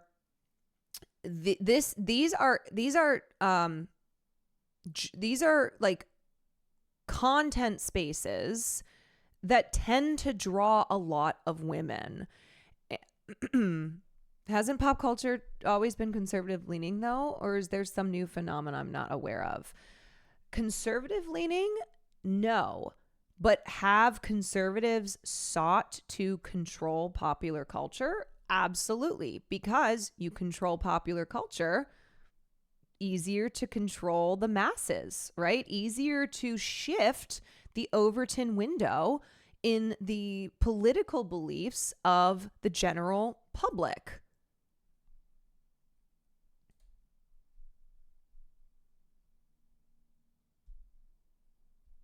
Okay. Anyway, I got a lot of other things to talk about. So I'm Caitlyn Jenner. Caitlyn Jenner goes live from the Tel Aviv shelter. Cause I got this bomb ass pussy. I hope they get your ass. Okay, who said that? Kris Jenner, of course. My ex baby mama. She stayed trifling. That bomb pussy. You mean that custom-made robotic pussy? Okay, you know what? Blocked. No negativity on here tonight. Do you Is remember when we were Caitlyn in Jenner? the Olympics? Is Caitlyn Jenner still in Tel Aviv? Is she still in that bunker drinking her wine? Obviously. Like, have we had eyes on Caitlyn Jenner? Are we sure that she didn't drive used to her work at a car into the pizzeria. hospital? Are we sure that Caitlyn Jenner is not out here accidentally like driving up the death toll? No, she left. LOL. Oh man, based on her tweets, I thought she was gonna be holding down the fort in Tel Aviv. She is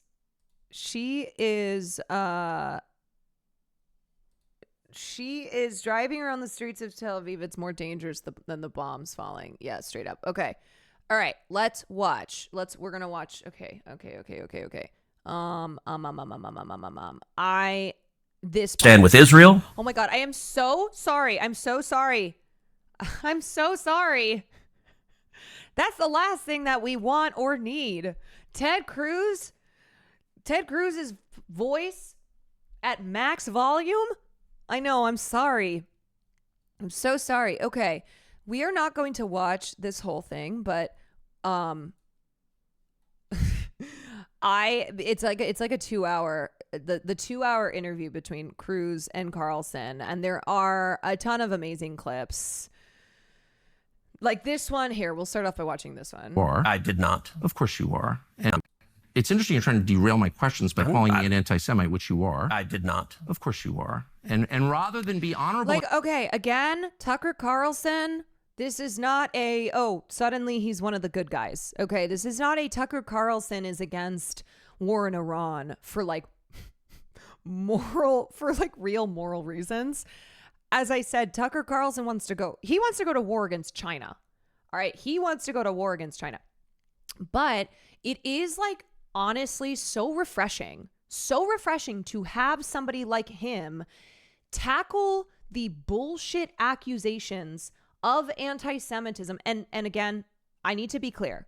Tucker Carlson and a lot of people on the right, they have absolutely pushed conspiracy theories that are anti-Semitic. I mean, so far as the accusations of anti-Semitism towards anybody who is critical of Israel. And of course, Ted Cruz is, one of those obnoxious people who will provide cover of criticism towards Israel by talking about anti-Semitism. Enough to say it right. And so anyway, this is important for right-wing audiences to hear, right? This is important for people who listen to Tucker Carlson, who are, he's very popular, to hear this being pushed back to on my face. You are in a sleazy feline way implying it, or just asking questions about the Jews. I'm not asking questions about the Jews. There's nothing to do with Jews or Judaism. It has to do with the foreign government. Isn't Israel controlling our foreign policy? That's not about the Jews. You said, I'm asking you. And by the way, you're the one that just called me, I think, a sleazy feline. So let's be clear. It's sleazy to imply that I'm an anti-Semite, which you just did. No, I just said, why is that the only question you're asking? You answer it. Give me another reason. If you're not an anti-Semite, give me another reason why the obsession is Israel. I am in no sense obsessed with Israel. We are on the brink of war with Iran. And so these are valid questions. But you're not asking about Iran or the If I can finish, you asked me why I'm obsessed with Israel. Yep.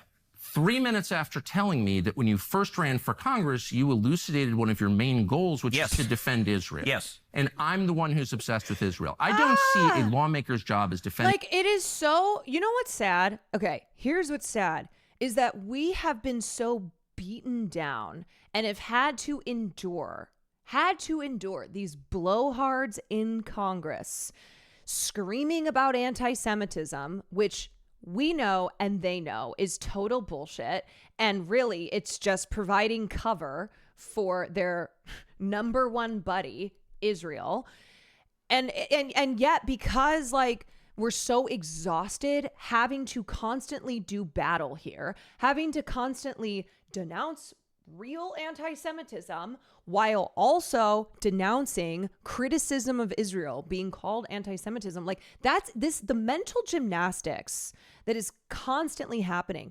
It's exhausting. The reason that they do this is because it's a distraction, right? When you are preoccupied with having to explain why criticism of Israel is not anti-Semitism, having to explain why anti-Zionism is not anti-Semitism, meanwhile, Israel and its supporters continue to do the shit that they're doing because we are bogged down in these, in these debates over what anti-Semitism really is. So honestly, to have these two hogs like go at each other, to have someone like Tucker Carlson, who I despise, okay? I fucking despise this guy. And I don't think he's a good person. And I do not think that his beliefs are like progressive in the at all. But it's like to have someone who I know his audience isn't going to listen to people on the left who are so blue in the face trying to, for the millionth cajillionth time, explain how this propaganda, so you hate the Jews, you're anti-Semitic, if you say anything that's critical of Israel, like how disingenuous it is, how bad faith it is to have someone like Tucker do that, where it's like, great, well, maybe his audience will understand this now. To have someone like Tucker be the voice of reason, it's the worst timeline to exist in. Yes, Tucker is anti-Israel, not because he is pro-Palestine and not because he is anti-fascism, okay? Not because he's like anti-apartheid. Yeah, obviously. I have said these things about Candace Owens too, where Candace Owens is not anti-Israel because she is progressive, because she is like a morally upstanding person who fights against systems of oppression. The interests of a foreign government, period. Okay. Any government, including the ones that my ancestors come from. So that's my position. That does not make me an anti-Semite. And shame on you for suggesting otherwise. And I mean, but it's basically one of those like, okay, for instance, people I know who are on the right, who listen to Fox News all day, who are like obsessed with Tucker Carlson, who think that anybody who is remotely on the left is a dirty commie, terrorist, blah, blah, blah. It's like, okay, maybe you'll listen to your guy, Tucker Carlson, and go, okay, yeah, that's a good point. Anti-Semitism is not criticism of Israel. And that's low, and it's low. So why don't you just answer my questions I'll in answer a straightforward, rational way? You certainly have the IQ to do it. So shame on you is cute, by the way, Tucker. It is. It's not cute. I'm offended. Yeah, and a lot these people on the right who are anti-Israel, who are anti-war with Iran, they are not anti-Israel and anti-war with Iran for the right reasons. Yeah, at face value, his words are correct. Yeah, their motivations, right? Marjorie Taylor Greene is against war with Iran because she wants our military to like kill protesters in the United States, because she wants to rip every immigrant from their home and have the US military carry that out. Like that's what America First is for Marjorie Taylor Greene, and why she is opposing sending money and American assets to Israel and involving ourselves with the war against Iran. Obsessed with the Jews. You just told me you just called me a sleazy feline. It is sleazy. I'm sorry. I need this as a soundbite. Just told me you just called me a sleazy feline.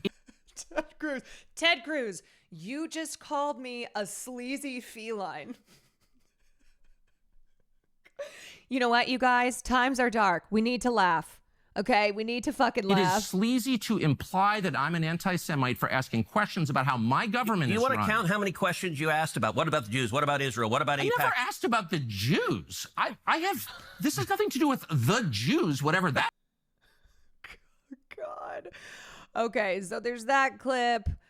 Allegation and the Prime Minister of Israel's allegation that And let me be clear, Iran I'm is trying to emphatically for murder the killing our enemies. president. Killing terrorists is a good thing. Killing people who are trying to murder Americans is a good thing. Because if you're America first, you want to protect America. And so killing Osama bin Laden was a fantastic But you don't day really for the believe world. that they're trying to murder Trump, or you? Yes, I do.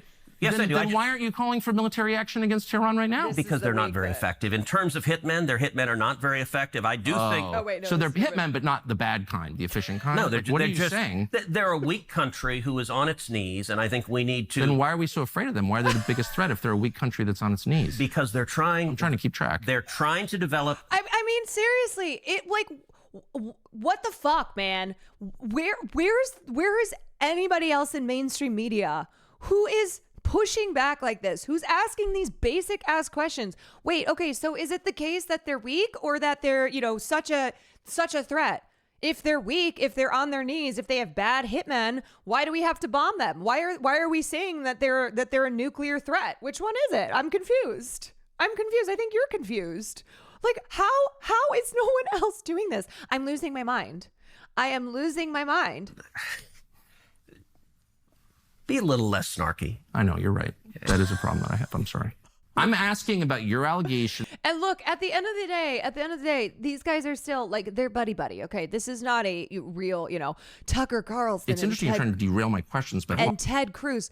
But I'm just saying from the perspective of people who are watching that, they are seeing Cruz be humiliated. They are showing like, oh, it's actually possible to push back on this fucking insanity. Like, these people are lying through their teeth and they're not even good at it.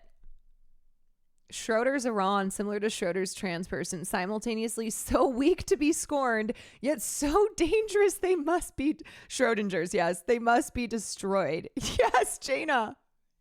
Yes, where it's like, okay, hold on a second. We have to use all our manpower. This is like the biggest threat that we face, but also they're weak. They're like they're nothing. They're a small small group here. That this is not the pressing threat, but they are the pressing threat.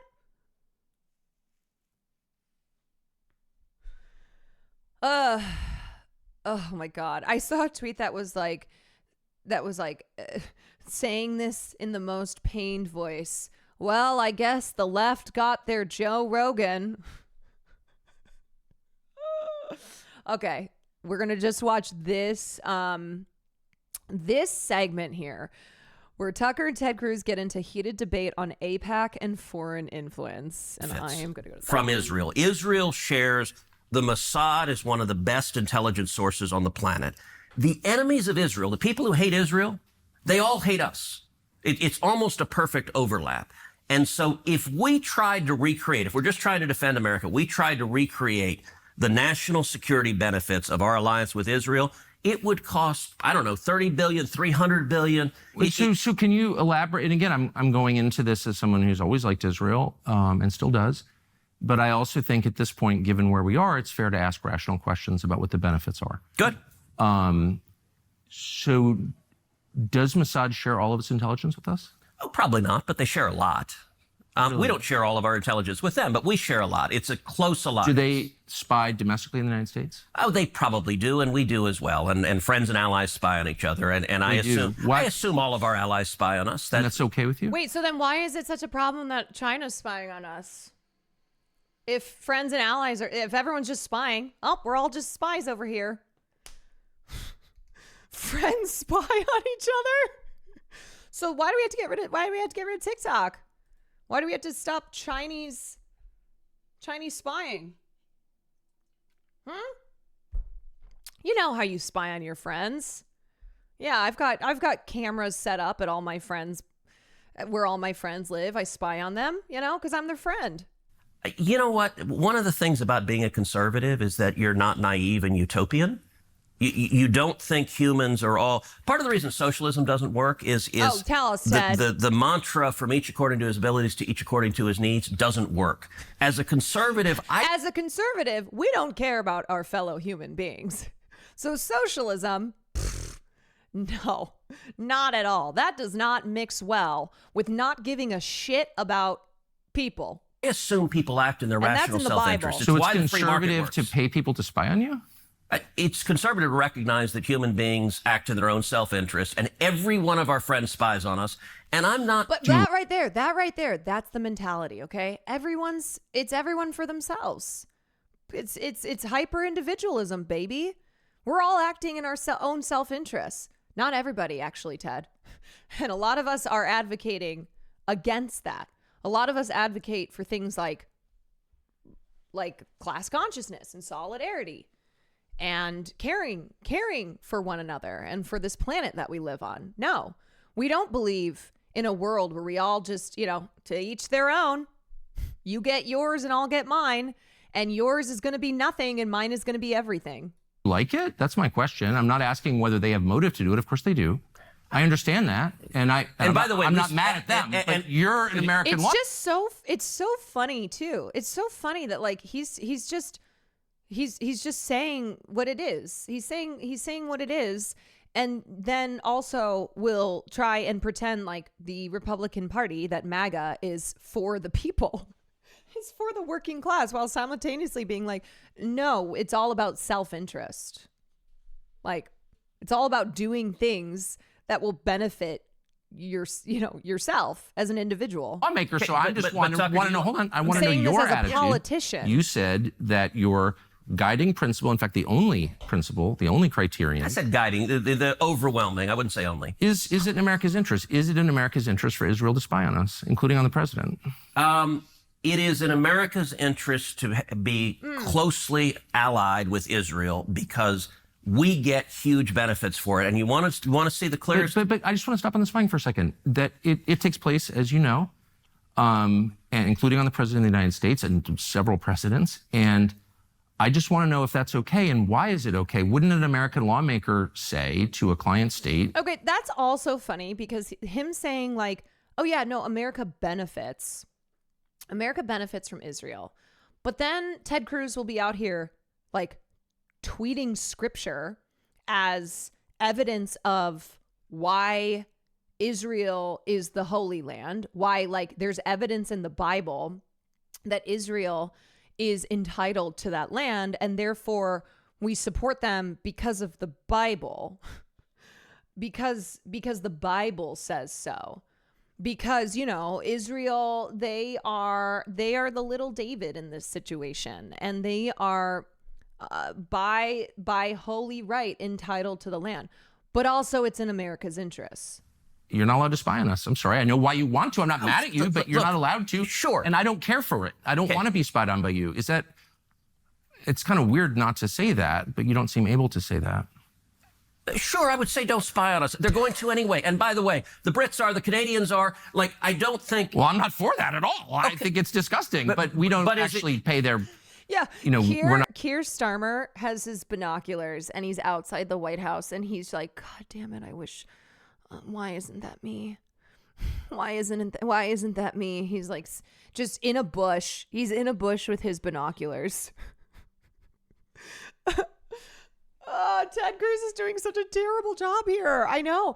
And it's crazy because he went to Ivy League. Okay. He was on the Princeton or wherever the fuck he went, Harvard debate club. It's not that Ted Cruz doesn't know how to debate. What I think this is really revealing is how the standard, the status quo standard explanation for allowing Israel and the United States to get away with all the shit that they do in the Middle East has just, it's illegitimate. There is just no way. There is no way to defend it, to make those arguments anymore. That does not reveal the just stupidity and depravity behind it all. There's no argument. You just look foolish, right? It cannot be defended logically without sounding stupid. Yes, that's what it is. Like, you cannot defend it logically without sounding stupid.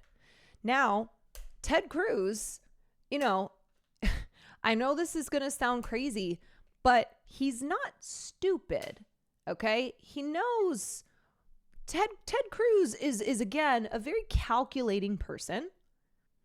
No, you misunderstand. You misunderstand. Like, he is so cunning. He is so calculated. How do you think he's been in power for as long as he does? He goes where the power is, okay?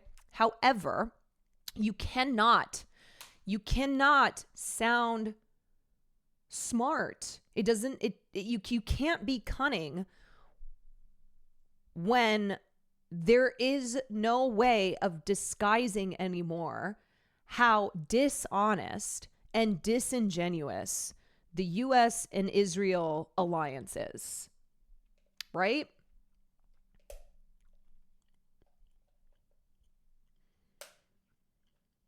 I mean, yes, but also I hate Not him. Of their most course, meaningful no, spawn. of course. I mean, he is just because he is a disingenuous person, because he is a grifter, because he is a horrible piece of shit, right? Like, Ted Cruz is a Weasley motherfucker.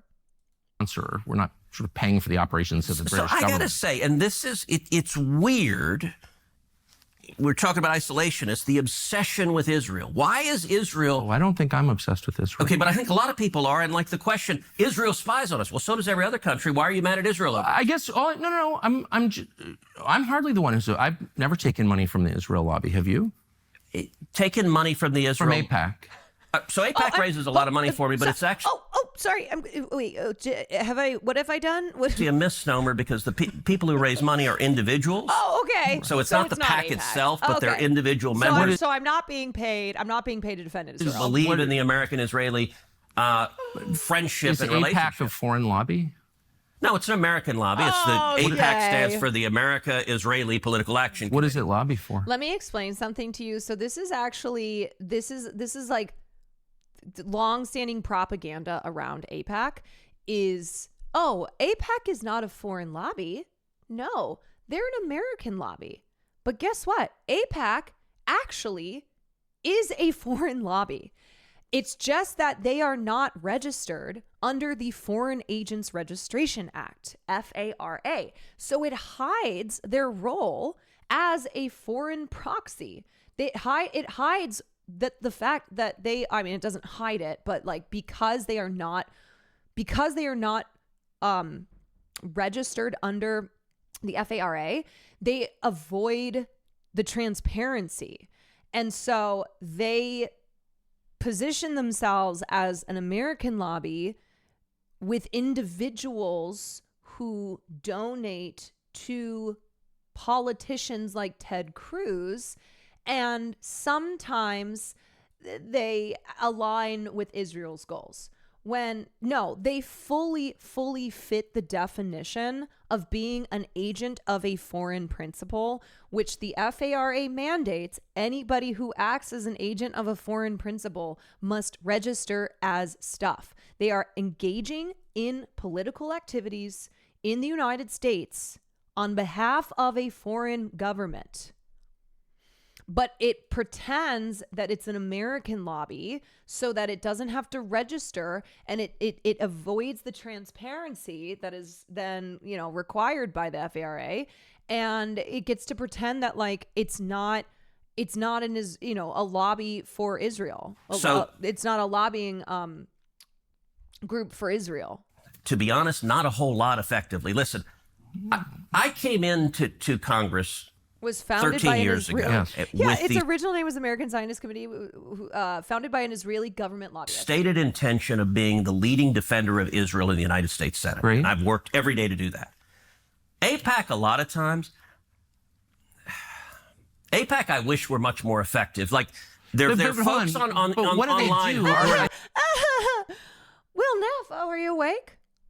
Will, Thank you for the 5 gifted subs. Oh, you know what? This is your reminder. Gifted subs are 35% off right now. So if you want to support the stream, if you want to support your favorite pop culture justice warrior, the bot is broke. Well, you know what? It's probably because Austin's bot went to war against our bot yesterday. Hi, Farley has walked and I'm just working in my office. Oh, let me open the door because I'm sure he wants. Hey, what are you doing? You chilling? You chilling out there? Okay. Well, I'm probably gonna be done in like an hour because I gotta get ready for my parents. The fever swamp of terrified of Saying good morning with 5 gifted subs. You know how it is. You just give each other money. You just say good morning. And AIPAC. I'm not terrified of AIPAC at all.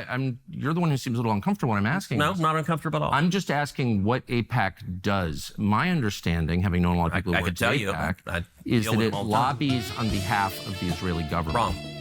Oh, okay. Caroline Quan Mills. Thank When you for 5 was the last time gifted subs. AIPAC took a position morning. that deviated from Prime Minister Netanyahu? I like that you have not changed your name back. It's probably because you can't. Yeah. Where's Farley? Farley, come here. Farley, come here. You want to sit here? Farley is sponsored by AIPAC. That's why he's not in here right now because he doesn't want to have to. He doesn't want any of the heat. All the time. Name one. Okay. Let me go back and give a little history. If you want to do a deep dive on AIPAC, I don't. I want to do a shallow dive that gets. No, I'm not gonna do a simple- I want to get to the core question. AIPAC is lobbying for a foreign government. Yes. And I don't. It's not. It's lobbying for the United States. it is lobbying for a strong U.S.-Israeli relationship. Okay. So and it's not has nothing to do with the foreign government. It wants America and Israel to be closely allied. Okay, but But it's not lobbying on behalf. of the interests of another country. So that's not true at all. And if It's you, not true. no, How much contact do you think AIPAC leaders have with the government of Israel? no idea. I Any, imagine you think? some. I think the government of Farley, Israel how is much often AIPAC money are frustrated you with taking? AIPAC Do you think because there's AIPAC's any- not nearly strong Zero. enough. Do you course. think there's any coordination between the government of Israel and AIPAC? Do they talk? Of Sure. course. If you're lobbying for more U.S.-Mexico trade, would you talk to people in the U.S. and Mexico and the government? Sure. Like if So I'm not mad about that. There are a million countries that lobby Washington. I like a lot of those countries, including mental but AIPAC are gymnastics Americans, here. they're But not hold Israelis. hold on. There are tons of Americans who lobby on behalf of foreign governments. I know them. I'm related to some of them. I know how it works. I'm from here. So my question is not, is it outrageous that foreign governments lobby the United States? They all do, okay, including Israel.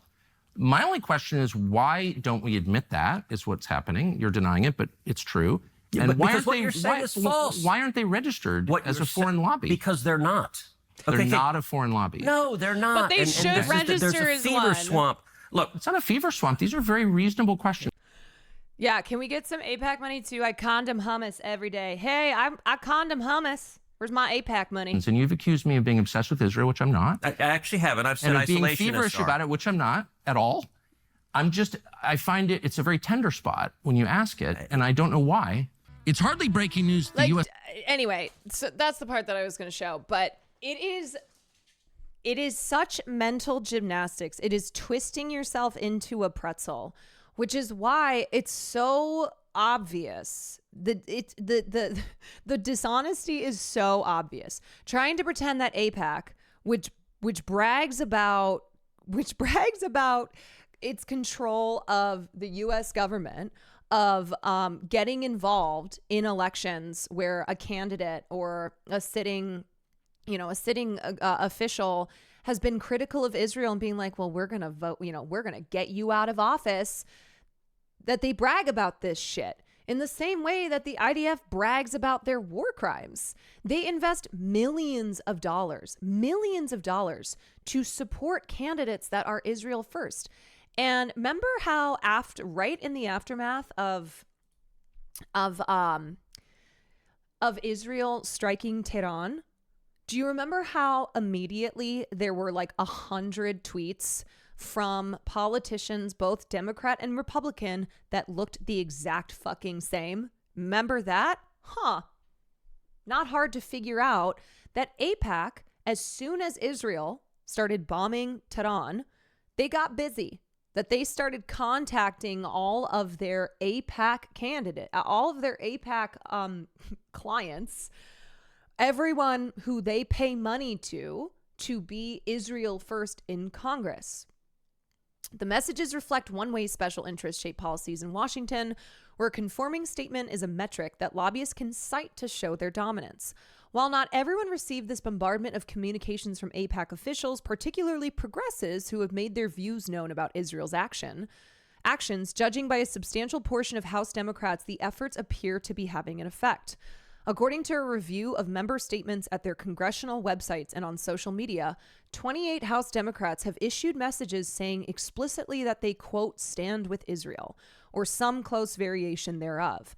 Another 35 express unequivocal support for Israel without using the magic words, stand with Israel precisely, but they leave no doubt as to the members' support. And 16 others expressed soft support for Israel without quite the same inflammatory language. 3 statements have been held up by AIPAC in particular, according to sources familiar with the situation, as models for others to follow. Those are from Representatives Greg Landsman in Ohio, Mike Levin in California, and George Whitesides, also in California. All are frontline members who had relatively close elections in 2024. One member got 100 phone calls, and it paid off. 79 members of the House Dems released messages of support, including 28 who explicitly used AIPAC's preferred Stand with Israel language.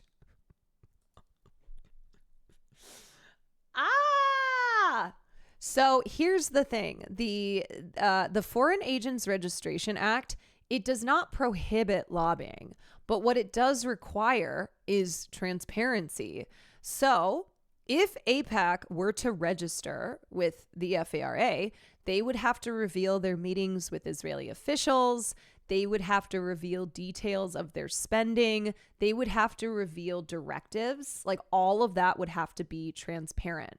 So if it's simply just individual Americans who support Israel, then why do they refuse this transparency?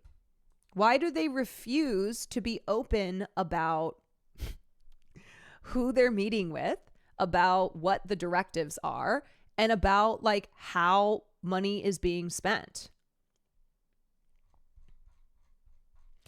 No offense, but you have been doing a really good stream today. Did you say no offense because normally I don't?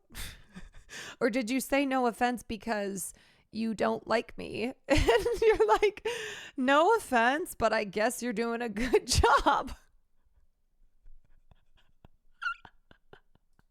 Did you say? That's a very funny way of, that's a very funny usage of no offense. No offense by the no offense. You could have just said you're doing a really good stream today, because no offense means that you saying if you didn't say no offense, then I would take it as offense as you saying you've been doing a really good stream today. That's what like the usage of no offense does, where it's like, hey, I'm not trying, I'm not trying to offend you. I'm not trying to offend you, but you're doing a really great job. Anyway, thank you. I appreciate it. Thank you very much. I just didn't want you to be offended. No, I totally, you know what? No offense taken. Lizard Shadow Government, no offense taken whatsoever. You're non-offensively welcome. Yes, thank you so much. Little Brassy Atlas, thank you for the 5 gifted subs. Appreciate ya. Okay. I want to watch Hank Green's video on the new nuclear age, because something that I think is kind of being lost in the conversation here is the fact that the age of disarmament is over. We are like fully in the new age of nuclear threat, nuclear proliferation, nuclear war. And just so you know, this is a crazy stat, okay? The nine nuclear armed states in the world, and this includes Israel, because Israel has at least 90 nuclear warheads. It is the worst kept secret in Congress. The 9 nuclear armed states in this world have now amassed the equivalent of 145,000 Hiroshima bombs. 145,000 since 1945, when bombs were dropped, the first and only time that bombs have been used in war on a civilian population with hostile intent. In the decade since, nuclear proliferation has grown to the point that now there are more and more states that have armed themselves with an insane number of nuclear weapons that are also more dangerous because they have gotten more advanced. So all of this talk about, like, oh, we need to have arms control agreements.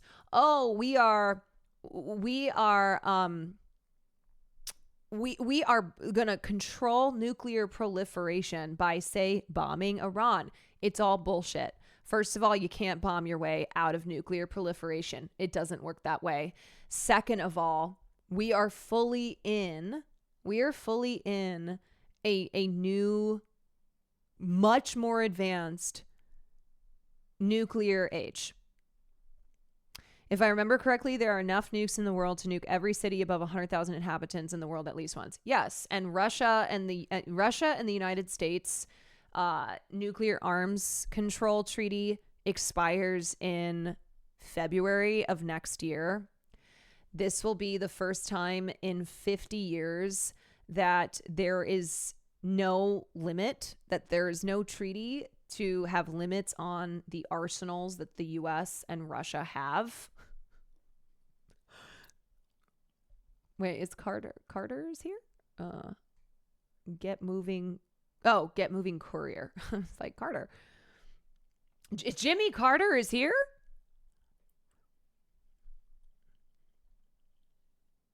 Did you know Hank Green and John Green are brothers with Tom Green? You know what, Zybotch? You know what? I ain't dealing with your shit. If I live on Long Island, will I be okay if I just swim east? In the case of nuclear war, I would not swim. In the case of nuclear war, you want to seek shelter, preferably in like a basement in a building that is made of concrete. I would not jump into the Hudson or the make your way across the Atlantic. I would not swim. I would not go into the ocean. Is my wine cellar nuke proof? Of course it is. Do you think that I would make a wine cellar, that I would have a wine cellar put into my house that was not nuclear proof? The danger of modern nuclear weapons is that they are more localized destruction. The new clean bombs don't have the fallout of old ones, so states are more prone to use them. Yes. So, like, the thing is that weapons are becoming deadlier, but also riskier, because nuclear and conventional capabilities have been integrated, which means that there is a higher likelihood of miscalculations. Anyway, let's watch Hank Green's video. That's going to come back. Like, there's been so much conversation about this, arguing and advocacy on both sides, but now what a about bunch a of forces refrigerator? are conspiring together to maybe have... If all you have is a fridge, get in that thing. Embrace the nuclear fallout for the chance to become a immortal ghoul. Yeah, if you want to be sexy like Walton Goggins, then embrace the nuclear fallout. This actually be the time. And maybe it isn't just going to be, maybe it already is. We're just not looking in the right places. This is a story of China, of artificial intelligence, of carbon dioxide's inability to be transparent to infrared light. And first and foremost, it is a story of this duck. This duck, this duck, this one, and this one. This is the duck curve, and it's important. This is California's duck curve. It's a mess. This duck curve is what happens if you look at how people consume power and like what kind of power is needed as you go through the day. People do the stuff that they do, like at 2 a.m. they're not consuming very much power, but power is being consumed by various things. But then as power like shoots up, then in the middle of the day, that's also when there's solar power, and that's amazing. But then in the night between 6 and 9 p.m., people are at home using a lot of electricity, and there isn't very much solar power, and that is a problem. Now, a lot of the duck can get shaved off, and in fact, probably all of the head of this duck. We want to cut the head of the duck. And here's the thing, too. Okay, as the U.S. and Israel demonstrate that they will bomb territories and nations that they seek to control, that they seek to, overthrow the government, come in and control the resources, whatever, and will do so under the guise of, this state is a nuclear threat, okay, that they are a danger to nuclear proliferation, blah, blah, blah. Guess what's going to happen? More states, including Iran, are going to be like, you know what? We're actually going to race to get nukes now. We're going to do everything possible to ensure that now we join the 9 nuclear armed states, because we're not going to deal with this. It's what they're going to take a page out of not only Iraq, but North Korea. They're going to look at Iraq and how Iraq did not have weapons of mass destruction. They were not building weapons of mass destruction. They were not close. They were not like on the path of building weapons of mass destruction. And they were destroyed. They were destabilized. So many people died. And the U.S. lied and pretended that there were WMDs. And then North Korea is like, oh, you know what we're going to do? We're going to get weapons of mass destruction. And then that way, you're not going to fuck with us. That way, you're not going to invade. You're not going to bomb us. You're not going to seek to control us, because now we have nukes. And so currently, North Korea is building a 3rd uranium enrichment site. They're like, haha, this is the strategy. We saw what happened in Iraq. We saw what happened in Libya. We're not going to go through this. We see the power that China has, that Russia has, that the U.S. has, that Israel has, and so we seek that for ourselves. This is what happens, is like the safest course for states that are on the radar of the U.S. and Israel. I'm just going to say the U.S. of Israel is to have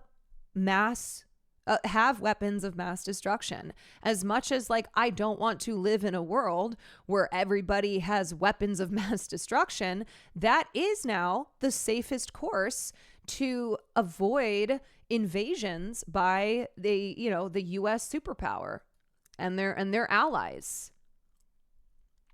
So like if you're Iran, if you are Iran that limited its program, that agreed to the nuclear arms deal so that they could have sanctions relief, that even after Donald Trump in 2018 tore up the deal and economic sanctions were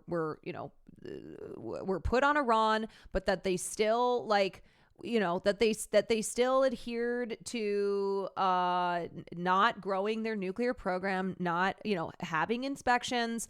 At this point, if you are Iran, you go, fuck it. Now we do need to have a nuke. Now we are going to have a nuke. Fuck this shit when there's a deal, when there's not a deal, when we have sanctions, when we have sanctions relief. Like, we still have to deal with the threats of the US empire. So now we are going to get a nuke. So what you're telling me is I need a personal nuke launcher for my home to keep ICE from trying to fuck with my neighborhood. Yeah, either everybody has nukes or nobody has nukes. I would like for nobody to have nukes. I do not want there to be nukes. But you know what's going to happen is there's just more states are going to rush to have nukes.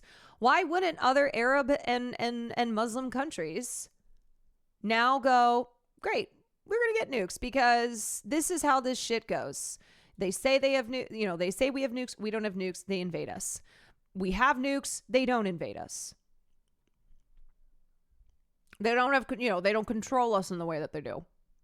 Yo, hope you're having a good day. Thanks. Probably all the head of the duck can be cut You off too. by batteries and other power storage methods. But not all of us live in California. I live in a place where you don't just need to cut the head off the duck. There's also a seasonal duck curve. I can actually open it up for you right now. I can look at my solar panels generation, and I can show you a problem that killing a duck cannot solve. This is my solar power generation for last year. You can see that my production in the 7th month of the year, whichever one that is, I think July, is 1.28 megawatt hours. And then in the least month, which is January, it's Montana. The sun barely comes up, and when it does, it's cloudy. That was 277 kilowatt hours. So there's a big shift there. That's like a 4x difference. And so I'd have to have 4 times the amount of solar panels as I have to produce the amount in January as I produce in July. Worse than that, all of the months nearby January, all the way up to the 4th one, which is April, and the 11th one, which is, God, I'm so bad at months. November. If they just have done it by the numbers, that would have made things much easier. When does Kim get a nuke? Oct for 8 being the 10th month. F you, Rome. But that's not the point. The point is that in order to give people power when they need it, which is all of the time, you have to be able to produce power when people... Kim Kardashian is going to do an Instagram photo shoot with like her high-tech futuristic nuke. She's going to do like a sexy photo shoot on it. Need it, which is all of the time. And there are people who argue that a lot of this problem, or all of this problem, is going to get solved by power storage. We're going to be able to produce so much renewable power through wind and solar. We're going to store that in all kinds of weird ways, batteries and thermal storage and gravity storage. I just don't think that we'll be able to store as much power as we need, and that it will be good to have baseload power. And there are just two options for future baseload power. Baseload power is power that is produced all of the time. And also there's like some baseload power that you can turn on and off when you need it. We're going to need some what they call clean, firm power.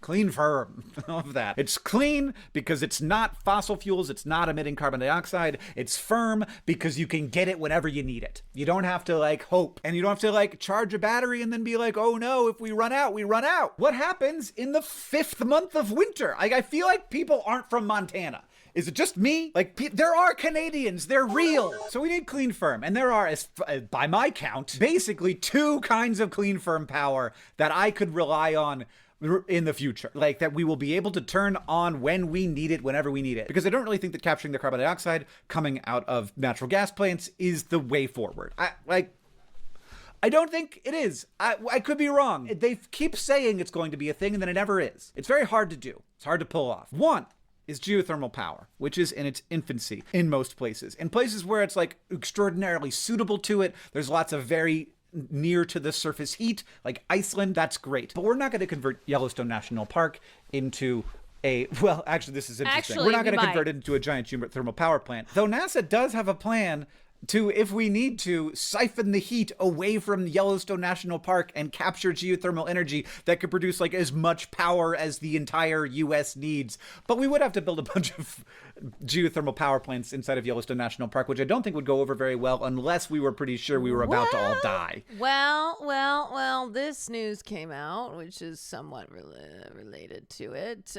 Sorry to be like, hey, I know there's a lot going on, but here's another bad thing that's happening. Senate Republicans introduced a plan to sell off 120 million acres of public lands. This has been a thing. I've covered this where the Republicans, and Trump has been trying to do this the entire time he's been in office. They're trying to sell off public lands.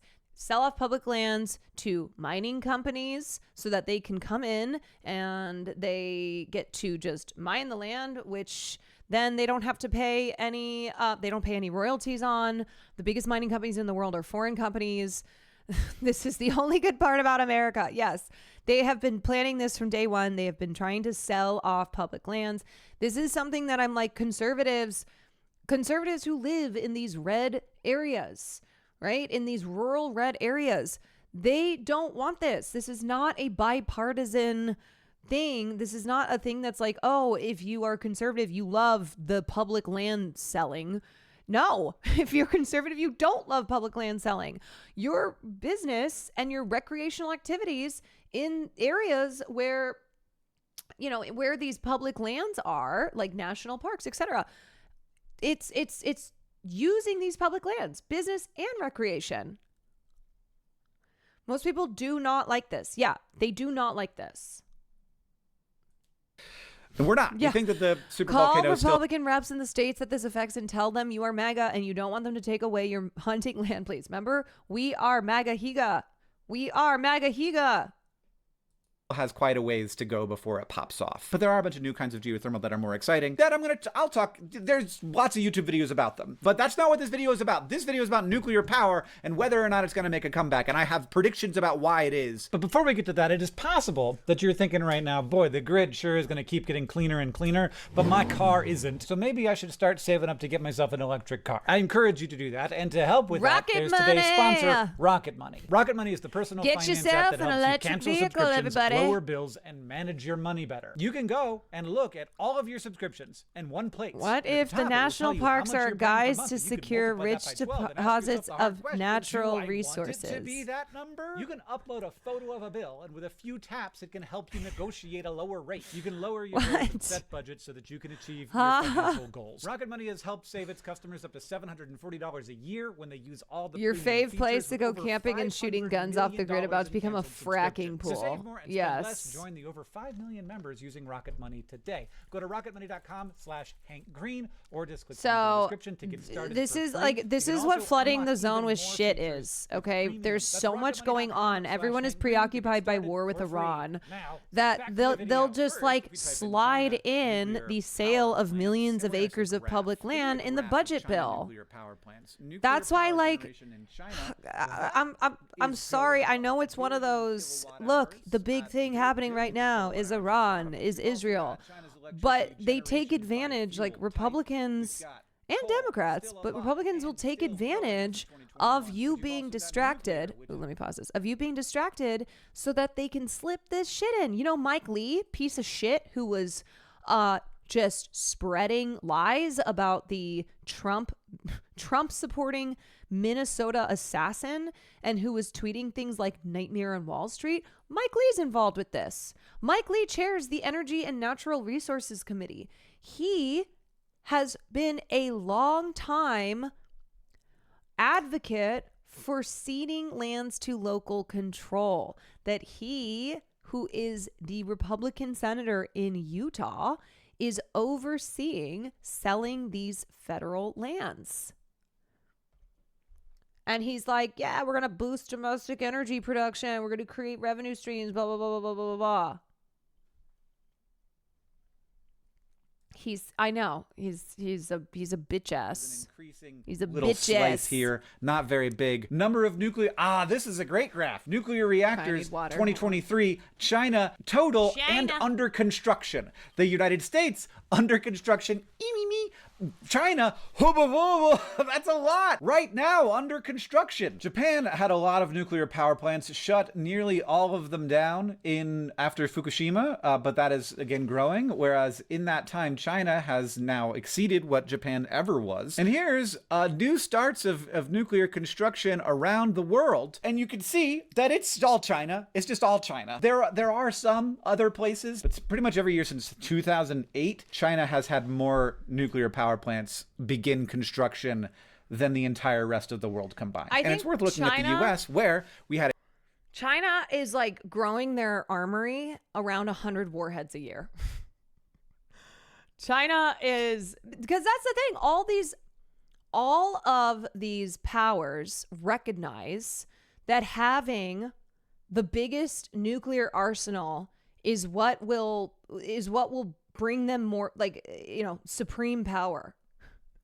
So there is no non-proliferation happening around nuclear power. It's only proliferating. Had a huge number of nuclear power plants going online up through 1990, and then none, pretty much none, though we have had one new one go online just now, the Vogtle Unit 3, which is a big deal. Like, we actually did get another one online. But I think that the United States government is a little bit looking at what China is up to right now. And maybe some people on one side of the aisle are thinking, boy, it would be good to create big mega projects that would employ people and also compete with China. I guess probably both sides of the aisle are pretty much feeling that vibe. And then one has the extra incentive of being like, oh my God, there's a crisis in the climate and we need to produce power, especially as demand for electricity goes up, which is going to happen for two reasons when we thought it was just one. We thought there was going to be an electrification of a lot of infrastructure, including vehicles, including heat, both in your home from heat pumps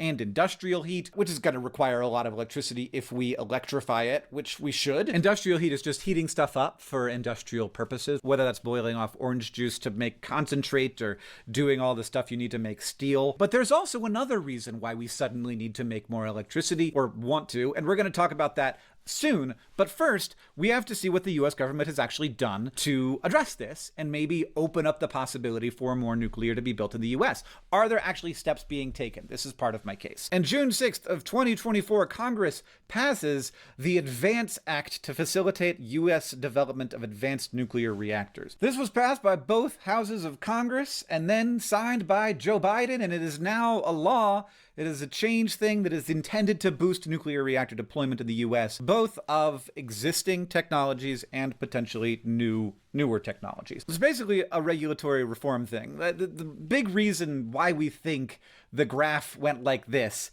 is because we suddenly got new regulations on nuclear power, but also because people's opinions changed. Like, people wanted it less. Something relatively important happened around 1986 that maybe resulted... People don't like living in a world where there are more nuclear weapons, there are more nuclear armed states, there are less and less limits on these on nuclear arsenals, and the open threats of using nukes are met with very little qualms from these governments. Like, there are fewer and fewer limits, and people don't like this. They don't. But now we are moving into really what is the third nuclear age, and it is the most it's the most terrifying. In there being a little bit less support for nuclear reactors, and that was Chernobyl. And then, the ones that were in construction got completed, but then a lot of them didn't. Now, this is kind of silly, I think, because Chernobyl's design was very different from every nuclear reactor we've ever built in America. We've never built one like that. We build them a different way that's safer. But there's also lots of ways to build nuclear power plants. It's very difficult to regulate. There was lots of energy to be like, let's do it in the safest way possible. And that meant, let's do it in the most expensive way possible. Like that. There's always going to be something else you could do to make something safer. And so if you have to have it be as safe as possible, then it will not be cost competitive with things that are less safe, like coal power, which is less safe than nuclear, kills way more people. Let's look at those numbers. What would you say is the most dangerous? Wait. Hold on. This is Trump on the South Lawn tells reporters on possible U.S. strike against Iran. I may do it. I may not do it. Nobody knows what I'm going to do. I don't know what's going to happen. How it fucking feels right now. I don't know what I'm going to do. I don't know what's going to happen. I don't know what I'm going to do. Yeah, so, Donald Trump, who is fond of his nuclear button, which we already know. We already know. And loves to engage in threatening rhetoric. Dangerous source of power. We've got our world and data here. It's coal by a long shot. So they kill people both from accidents and air pollution. Coal mining is extraordinarily difficult, but also air pollution kills a lot of people. And also they kill people through greenhouse gas emissions. You've also got oil, quite dangerous. Biomass, quite dangerous. Natural gas, not as dangerous from accidents and air pollution because it's actually a very clean burning fuel, but very dangerous from a climate science perspective. And then you got our little darlings here, wind, nuclear, solar. Very few deaths from accidents and pollution. And amazingly enough, nuclear has the lowest carbon impact of all of them because you have to build the solar power and the wind power. And that requires energy that is currently not produced renewably. Nuclear energy is very safe. Now, all of these are far safer than fossil fuels. But nuclear power, I'm sorry, it's super safe. From what we could tell, there is one thing I don't like about nuclear power, which is it requires there to be more nuclear fuel in the world, and that can be used for various things if it falls into the wrong hands. Now, you can do everything you can to have it not fall into the wrong hands, but like, that's scary. I don't love that. I don't love having it in Russia, which is not like the most safe place, it feels like. But the U.S. government, both houses of Congress, both sides of the aisle, and Joe Biden with his pen have decided that we want to do things to incentivize nuclear power. And that's actually happening. So the government's doing it. I think it's important to know there's a difference between like nuclear energy. Okay, so Iran, for instance, maintaining that the reason they have a uranium enrichment program is not because they are building weapons, but for nuclear energy, for like civilian purposes, as a way to generate power that is better for the environment, and not for generating weapons, very dangerous, mass destructive level weapons of war. And in part in response to China, in part in response to the need for there to be more electricity. But there's a final force going on here, which I've alluded to several times. And it is that we thought electricity generation was going to go up for one reason, the electrification of infrastructure.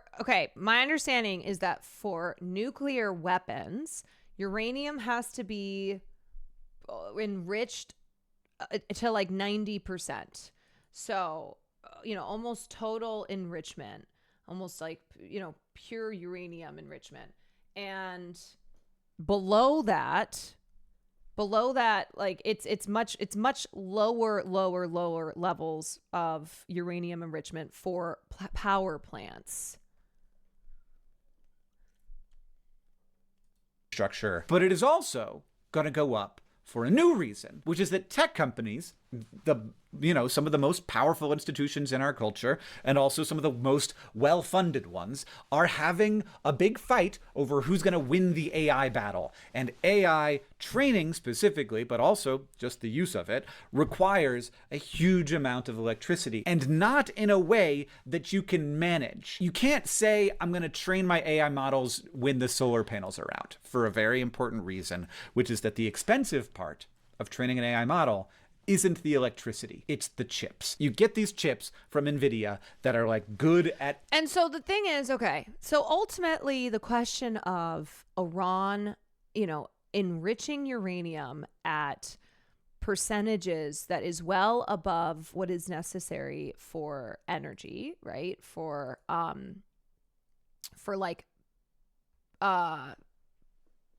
power plants, and is closer to that which is required for weapons. My whole thing is the argument against Iran having nuclear weapons is Iran being a dangerous threat, a dictatorship, a theocracy, et cetera, et cetera.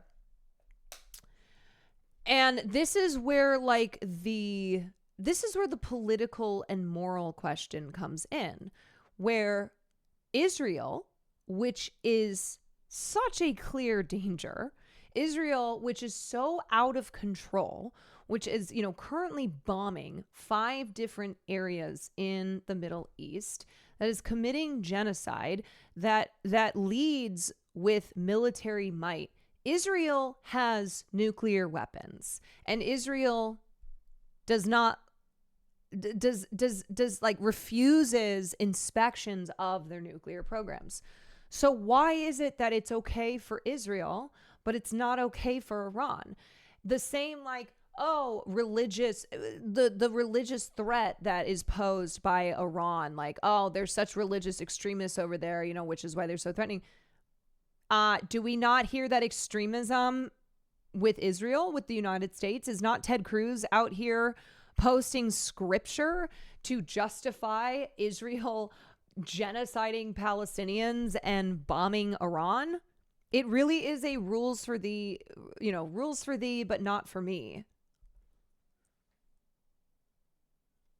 Nuclear weapons are haram. Yes. Training AI for reasons I don't understand, but I believe you because Rob. obviously you're spending many billions of dollars on them. They buy the chips and then they have to use the chips all of the time, because if they don't use them all of the time, they are not getting a good return on their investment. If you only use the chips during the time of the day when the solar power is happening, then you're only getting what, 40% of the value of your chips? No, you're not going to do that. You're a tech company that is now in a battle for its life to change everything from the ground up, whether or not it happens or not. They think that it will, and they're fighting for it, and they're telling their investors that this is the fight that they need to have. And all of these companies, previous to this sudden explosion in the need for new electricity use for the training and use of large language models and other generative AI, they all had these commitments to not just be 100% clean power, not just offset their emissions, but to have 24/7 all of the time to only be using clean power. And they made these commitments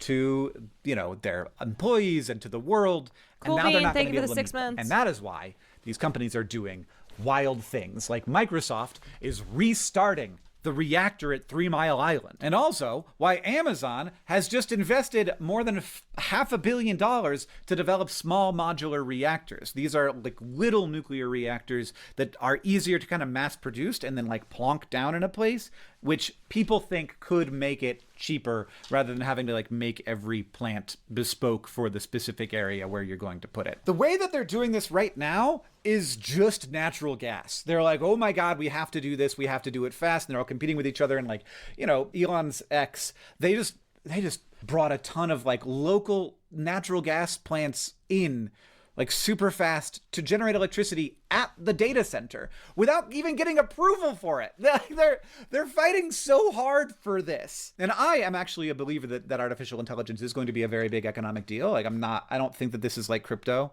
I don't think that it's like the other nonsense, like the metaverse. Like there's just been so much nonsense lately, but this feels really real to me. I don't think this is made up. I think there's real value here. I don't know how we're going to capture it. I don't know if like the way that we're doing right now is like going to be a giant bubble that will explode and destroy everything. But I think it's real. I think this product is real. I don't love the way that it's being done, of course. I've made videos about that. But what Amazon's doing isn't just investing in a company to say, hey, maybe like my investment will pay off sometime in the future. They're actually saying, hey, we're going to buy these small nuclear reactors from you. You're going to make them. We're going to own them. We're going to operate them, and they're going to power our data centers. So that's wild. There's been so much Jeff Bezos is going to get nukes. Time that people have spent saying that small modular reactors maybe will be a thing someday. And Amazon was just like, all right, they're going to be a thing. We're going to make them a thing because we need that clean, firm power. They need super firm power. And they also want it to be clean because they've made these commitments. I think Google has also done a nuclear thing. I don't know what it is. Google signed nuclear reactor deal with, so they're also, that was 1 day ago when I recorded this video, which is a while ago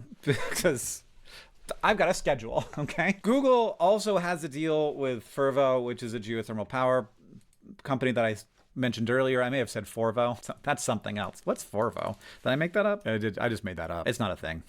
I get that there are reasons to be skeptical of nuclear power. It's not great when bad stuff happens to them. It's happened 3 times. 3 Mile Island, Fukushima, and Chernobyl. Each time, pretty bad. Different levels of bad, but pretty bad. But there are a bunch of like lines pointing in a direction that nuclear is going to be a bigger part of our power mix in the future. And I don't mean fusion, I mean fission. And they are: 1, China is building a lot of nuclear reactors right now, and including one that's going to launch in 2025 that's an entirely new kind of nuclear reactor that uses molten salts instead of water to carry around heat, which is safer and potentially cheaper for a bunch of reasons. But like, you have to totally redesign how you design your power plant when you use molten salt. The US wants to be competitive with China and doesn't like that they're getting better at something while we aren't, and so our government is changing the way that we're regulating nuclear power. I also think that people now are just less worried about nuclear power than they used to be, and they are more worried about climate change than they ever have been. I think that I feel like, okay, this video came out 7 months ago. People being worried about nuclear power. I think those worries are, I think right now there are fears. There are fears that have been there for a while, but like, especially in this moment, that are proliferating around nuclear weapons. And I don't think it's fears of Iran has nukes and so we have to we got to bomb them. I think it is a general sense of seeing how nuclear weapons are proliferating, of understanding that more states are going to have nukes because now in this world, in this day and age, you need to have nukes to protect yourself. That you don't want the US to invade, you don't want the, Israel and the US to bomb you, then you're going to get nukes. So therefore there's just going to be more nukes. And then when Russia and the US's nuclear arms treaty expires, what's going to happen there? But also, nuclear weapons are not nuclear power. Again, it's not nuclear power that is the concern. It's a nuclear rational way to see things. I think that nuclear power is less scary than climate change. I think that we need electricity and we should get more of it fast in whatever way we can. And I think that these regulatory changes will make nuclear power less expensive. I also think that nuclear engineer here working for the IAEA. When it comes to the fuel used for nuclear power plants, most use uranium rich to the 5%. Some use plutonium, but it's rare. This uranium plant's use, it's really, really safe. The fear of making a so-called dirty bomb with that uranium wouldn't be good. So this fear people have of stealing the fuel used in power plants for making bombs is not realistic, but no one knows that. Yeah, and I think there is a general kind of confusion, just lack of knowledge around nuclear power and nuclear weapons, right? Of this being something where the development of nuclear power plants of low grade enriched uranium for nuclear power is not what's a concern.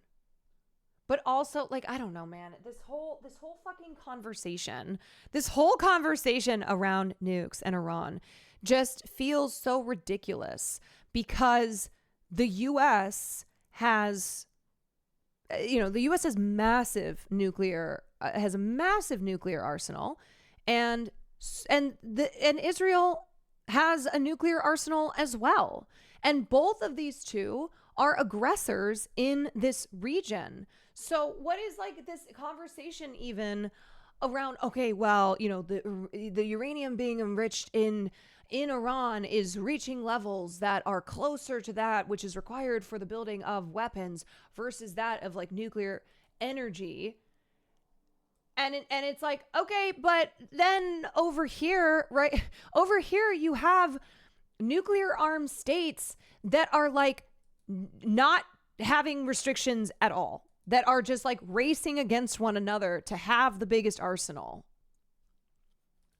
The tech world getting into nuclear and saying, we will come to your place and build data centers in your state if you build nuclear power plants, could be a really big deal. I think that them buying small modular nuclear reactors could be a really big deal. That's going to create a first market for these things so that they can continue to hopefully, ideally, decrease the price of them. And it solves a real problem that I think if we wait for geothermal to solve it, we might have to wait too long. Nuclear is just obviously a much more mature technology than the kind of geothermal that we would need to be scalable. There's certainly mature geothermal, but it requires there to be lots of hot rocks very close to the surface, which is not the case everywhere. Whereas this new company, Fervo, which I would love, there's great videos. I don't have to make one. You can go watch a video on Fervo and how it works. Is a geothermal power plant that you could put basically anywhere. It doesn't rely on there being specific geologic features. First thorium molten salt nuclear power station. It's happening, you guys. It's really going to be a thing. This is, again, kind of shocking that this is happening. I've heard about thorium reactors being maybe built for 30 years and there's finally got to be a real one online. And you can see, yes, I am interested in purchasing fossils. Google's I know what kind of nerd you are. And then there's one final thing. Yeah, and look, okay, Iran doesn't have nukes, but if this war on Iran sparks a world war, right? Everyone's talking about, is this World War III? Do you know who's being drawn in? Countries that do have massive nuclear arsenals. That is a reason why I think this is underexamined, but a reason why I think nuclear power might be about to get a little bit of a foothold, which is that a lot of coal-fired power plants are retiring, which means, one, that power isn't going to be being put on the grid, but two, all of the equipment and infrastructure is already there in a place that isn't going to be producing power anymore. So you have all of these big power lines heading into a centralized location. You have turbines that you might be able to reuse. You have a community that is reliant on Iran's barrage yesterday was brutal. Israel's probably begging to be allowed to nuke. You know, wait, who wasn't it? What fucking far right politician in Israel was saying that they should just nuke Gaza? Like, they have already said that about Gaza. Honestly, the reason that they wouldn't is because it would, Gaza is so small that it would affect people living within Israel's borders. Like, it would have an effect on Israel. Not that they give a shit about that. They kill their own hostages. But yeah, no, this is absolutely something that they have discussed in the war room, because they make these comments publicly about, hey, maybe we just finally use a little of the nukes. Also, to add to the fear of what happened also thank you for the 2 months, Rexona. To add to the fear of what happened in Fukushima and Chernobyl, we have to remember the regulations didn't exist back then, and most new nuclear reactors have to withstand the craziest conditions, earthquakes, even though the country the reactor might be located don't suffer from them. Yes, and for the millionth time, like, Iran has allowed inspections of their uranium enrichment sites. They have allowed their nuclear program to be under treaty, and national intelligence, Tulsi Gabbard, testified just in March that no, Iran is not building nuclear weapons. Like, they do not have them, and they are not building them. That intelligence has not changed. There being a power station there that's used to having a power station there, and so you can just convert an old coal-fired power plant into a nuclear power plant. And there's been 2 U.S. Republicans who use a lot of just the same nuke equipment Gaza. because it's just all of the parts where you're just boiling water are the same. All of the parts where you're just taking a lot of electricity out of one place and distributing it to a wide area, those are the same. You can reuse a lot of that same stuff. And so if we're retiring all these coal-fired power plants, we have a bunch of infrastructure ready for something else to plug into them. Now, you can have that be natural gas. Like, it can be. You could convert it to natural gas. And I think we've done that. Coal power plant convert natural gas. Please figure that out. More than 100 coal-fired power plants have been replaced or converted to natural gas since 2011. So that makes sense. But you can also do this with nuclear. And I wonder, have we ever done that? I don't think we have, but I think that we're looking at doing it. Converting coal plants to nuclear could save new construction costs. The DOE report also found nuclear plants could save up to 35% on construction costs, depending on how much of the existing site assets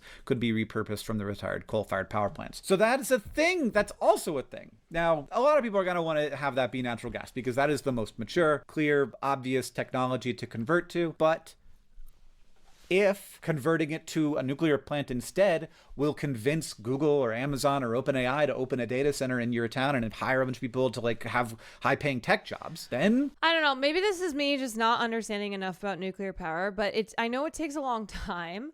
And as far as fixing climate change, it just feels that we actually need things immediately, things that are, immediate actions, and not ones that, in years we will have these different sources of energy. Shonda Black, thank you for the raid. Reparations raid. That's right. Reparations raid. Oh, it's Juneteenth, y'all. That's right. It's Juneteenth. Don't forget, as we're going to war, as we are in war with Iran, that it is Juneteenth. Juneteenth, no tweet. I am not an ally. Wow. I posted that black square and I did not look back.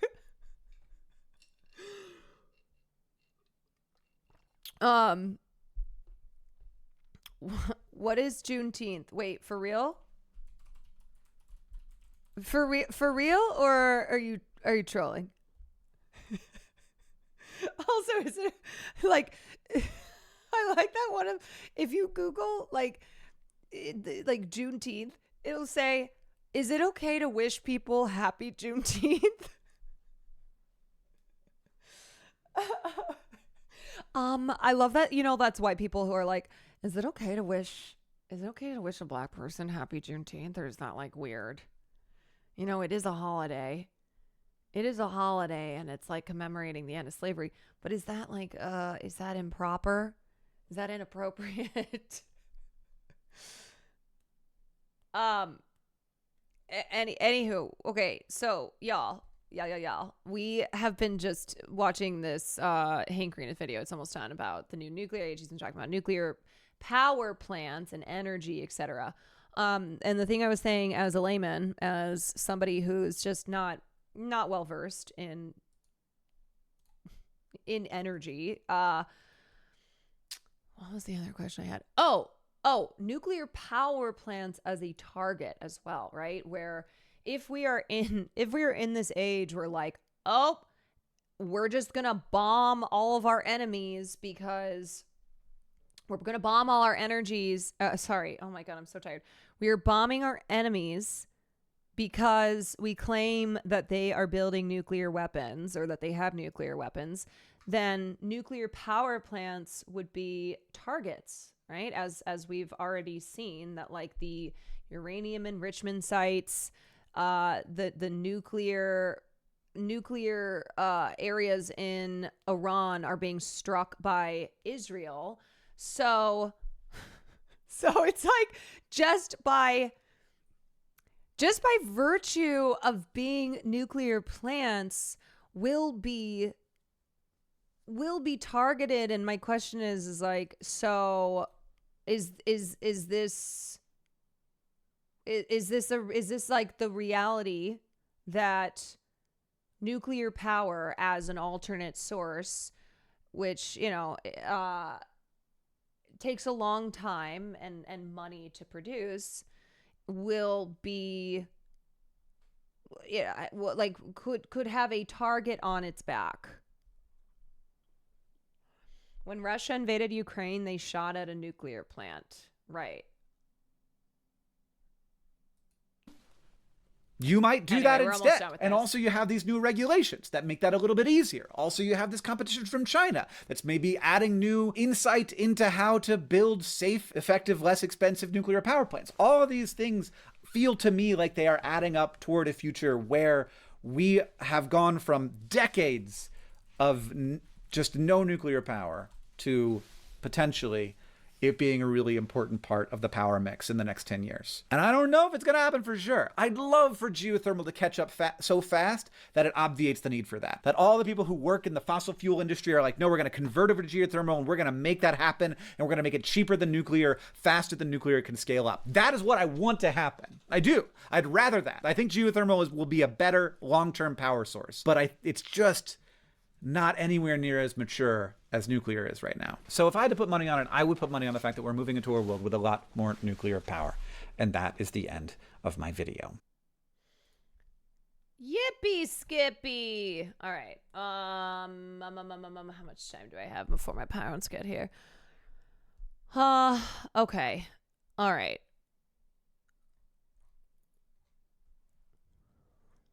Okay.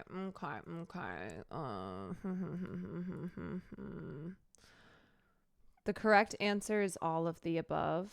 Wait, what is all of the above?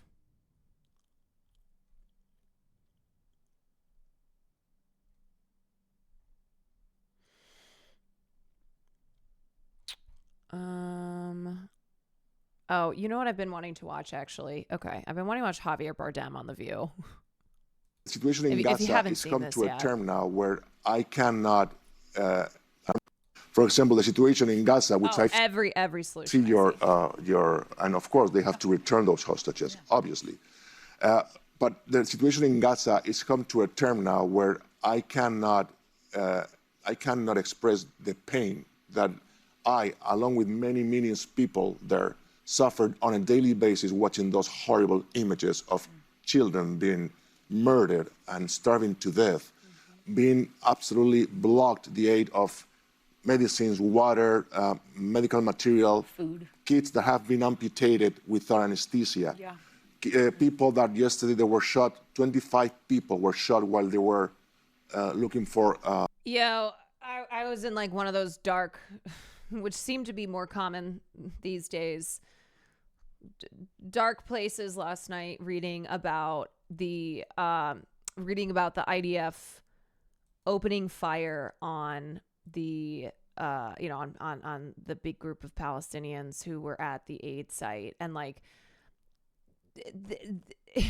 it's insane that after almost 2 years of genocide, that what's happening with like these massacres at aid sites is like producing some of the highest death tolls per day in 2 years of an ongoing genocide.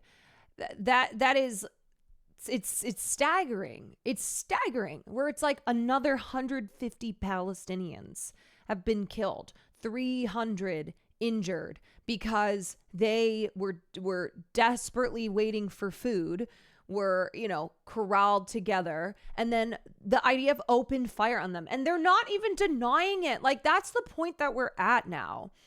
Israel isn't even denying it because they don't have to. God, they're so fucking evil, man. It's such evil. It's such evil. I don't know how you look at it and see it is anything other than just the purest fucking evil. Humanitarian aid in what they call the Hunger Games. Mm-hmm. I mean, experts on international law, experts on International Amnesty International, international human rights. Like, remember when the first flower massacre happened and how shocking that was, when like the Palestinians waiting for flour at a Gaza aid site were massacred? And now that happens all the time. Like, same thing with bombing hospitals. The first time that a hospital was bombed and they went, oh, it wasn't us, but then switched to, oh yeah, no, we did bomb it, but yeah, it's because there's Hamas tunnels under that. And now like 36 hospitals have been destroyed. Okay. It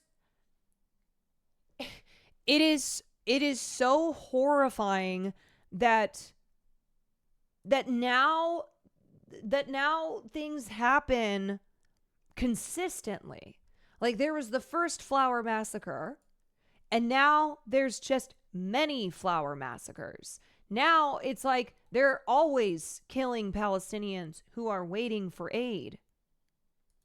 And some people that know Hamas purposely disrupts aid. Things aren't nearly as black and white as you're making them out to be. I'm too tired. I am too fucking tired, man. I am too fucking tired. Like, Israel's over here not even denying that they're murdering Palestinians who are waiting for aid, and you still have people like Hamas. Hamas is disrupting the aid. Do you condemn Hamas? It's not black and white. Israel has the right to defend itself. And defend itself by killing Palestinians who are waiting for fucking flour because they're starving to death. And Israel has openly admitted to blocking aid. Like, man, fucking hell, dude. We're not even dealing with a situation here where Israel is even denying stuff anymore. They're not even lying anymore. They just are like, yeah, oops. Well, because it doesn't matter. Because they just keep going. That's what happens when you're so out of fucking control. That's what happens when you have the hubris with which you operate, the impunity with which you operate has reached a point where you engage in genocide and murderous rampages, and you don't even have to pretend that you're not doing that. And in fact, you use it as a way to like show how militarily strong you are, of how unstoppable you are, where it's like, yeah, you get in our way, we'll fucking murder you.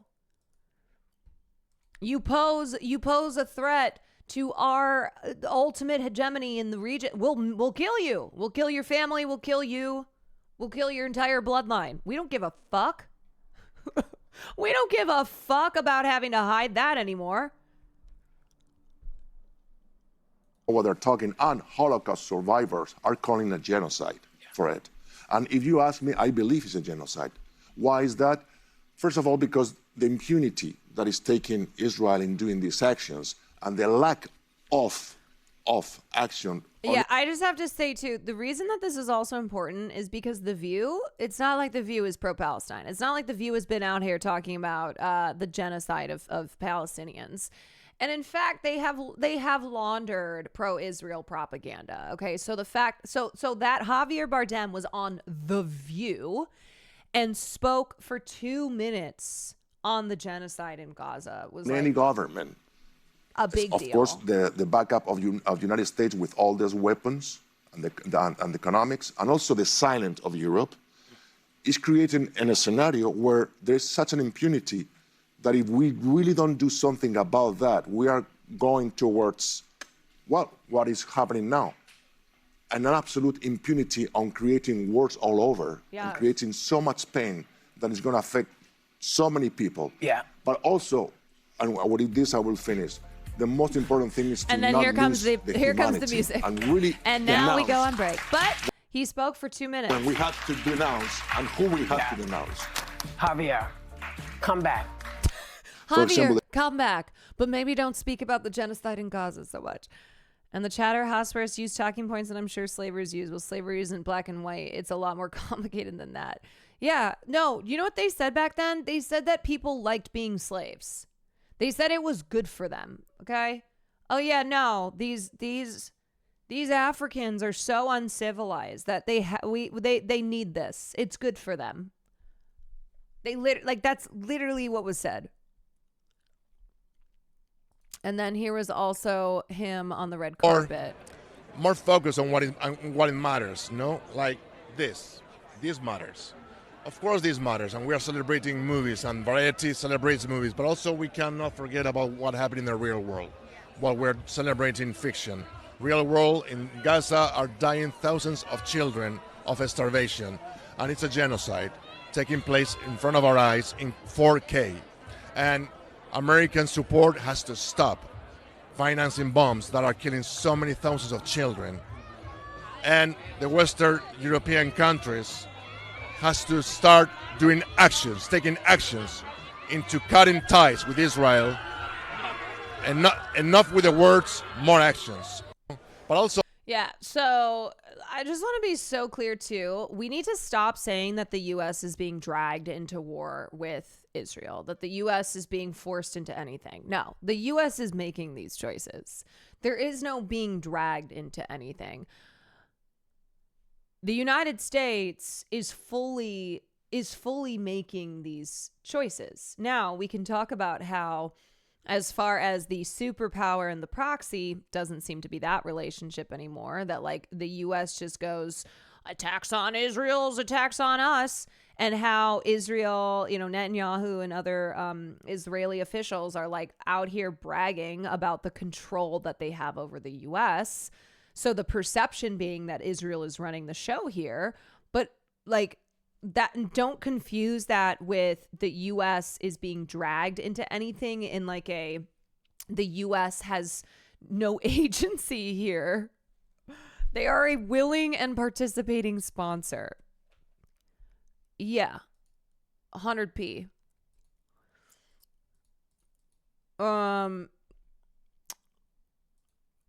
Okay. Shit.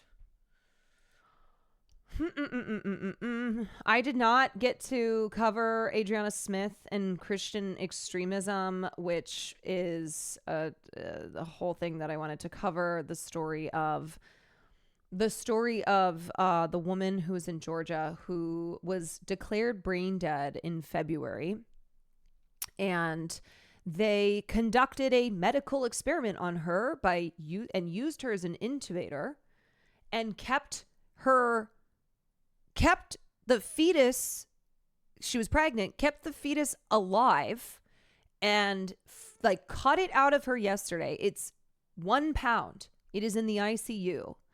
And anyway, it's a horrifying story, but you know, it ties in. I mean, all this shit ties in, but I posted about this yesterday where I was like, you know, we're always talking about liberating women from Islam. How about we liberate women from from like far-right Christian extremism that is driving this legislation? Georgia has a heartbeat bill, which means that heartbeat being detected, no abortion. Sorry, you have no choice here. And it was against her family's wishes that they kept her on, like, she was brain dead, but they kept her on on life support so that they could use her as an incubator. Anyway, so this is the story that I really want to get into, because I think it's like one of those, I think this is like a testing ground type thing where they're trying, they want to like they want women's bodies to simply be vessels for carrying children, right? For like, alive or dead doesn't matter, that they are not human beings.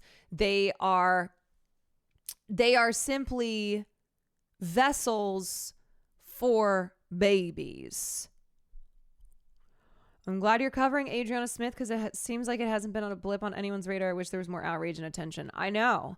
I mean, it's one of the sickest things that I have ever read. Like, yo, she was starting to rot, which is why they finally were like, we got to cut this baby out. And it was 1 pound, which means most likely this child is going to be disabled, being born at 1 pound. And of course, the system is not going to take care of this child at all. Yeah. It is so many levels of evil, and the precedent they're trying to set with this is abominable. But anyway, I'm going to cover that. She was decaying, and I know. It's like something out of a horror movie. I'm going to cover that tomorrow. I'll probably stream tomorrow morning again since my parents will be here, but I have to go because my parents are going to be getting here. I got to get some things ready for them. Maybe I'll have mom and dad come on the stream. Yo, Caroline, super quick. Did you know Diego Luna volunteered to be a Zapatista? Yes, I did. I did know that. Okay, so yeah, make sure remind me tomorrow when I stream that I want to get into the details on that, because I also have not seen a lot of media coverage on that story. So we'll make sure that we cover that. Thanks for the early stream. Have a great rest of your day. Yeah, sorry. I know that sometimes the morning streams are short because I usually have to go off and do something, but I'm glad to be here this morning with you all. I hope you have a good rest of your day, and I don't know what else is there for me to say to you. That's it. Wait, let me do a little subtle advertising. I hope you guys have a wonderful rest of your day.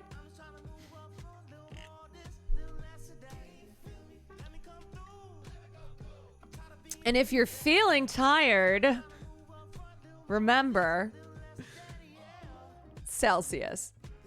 I'm just kidding. I'm not sponsored, but if Celsius does want to sponsor me, you know what?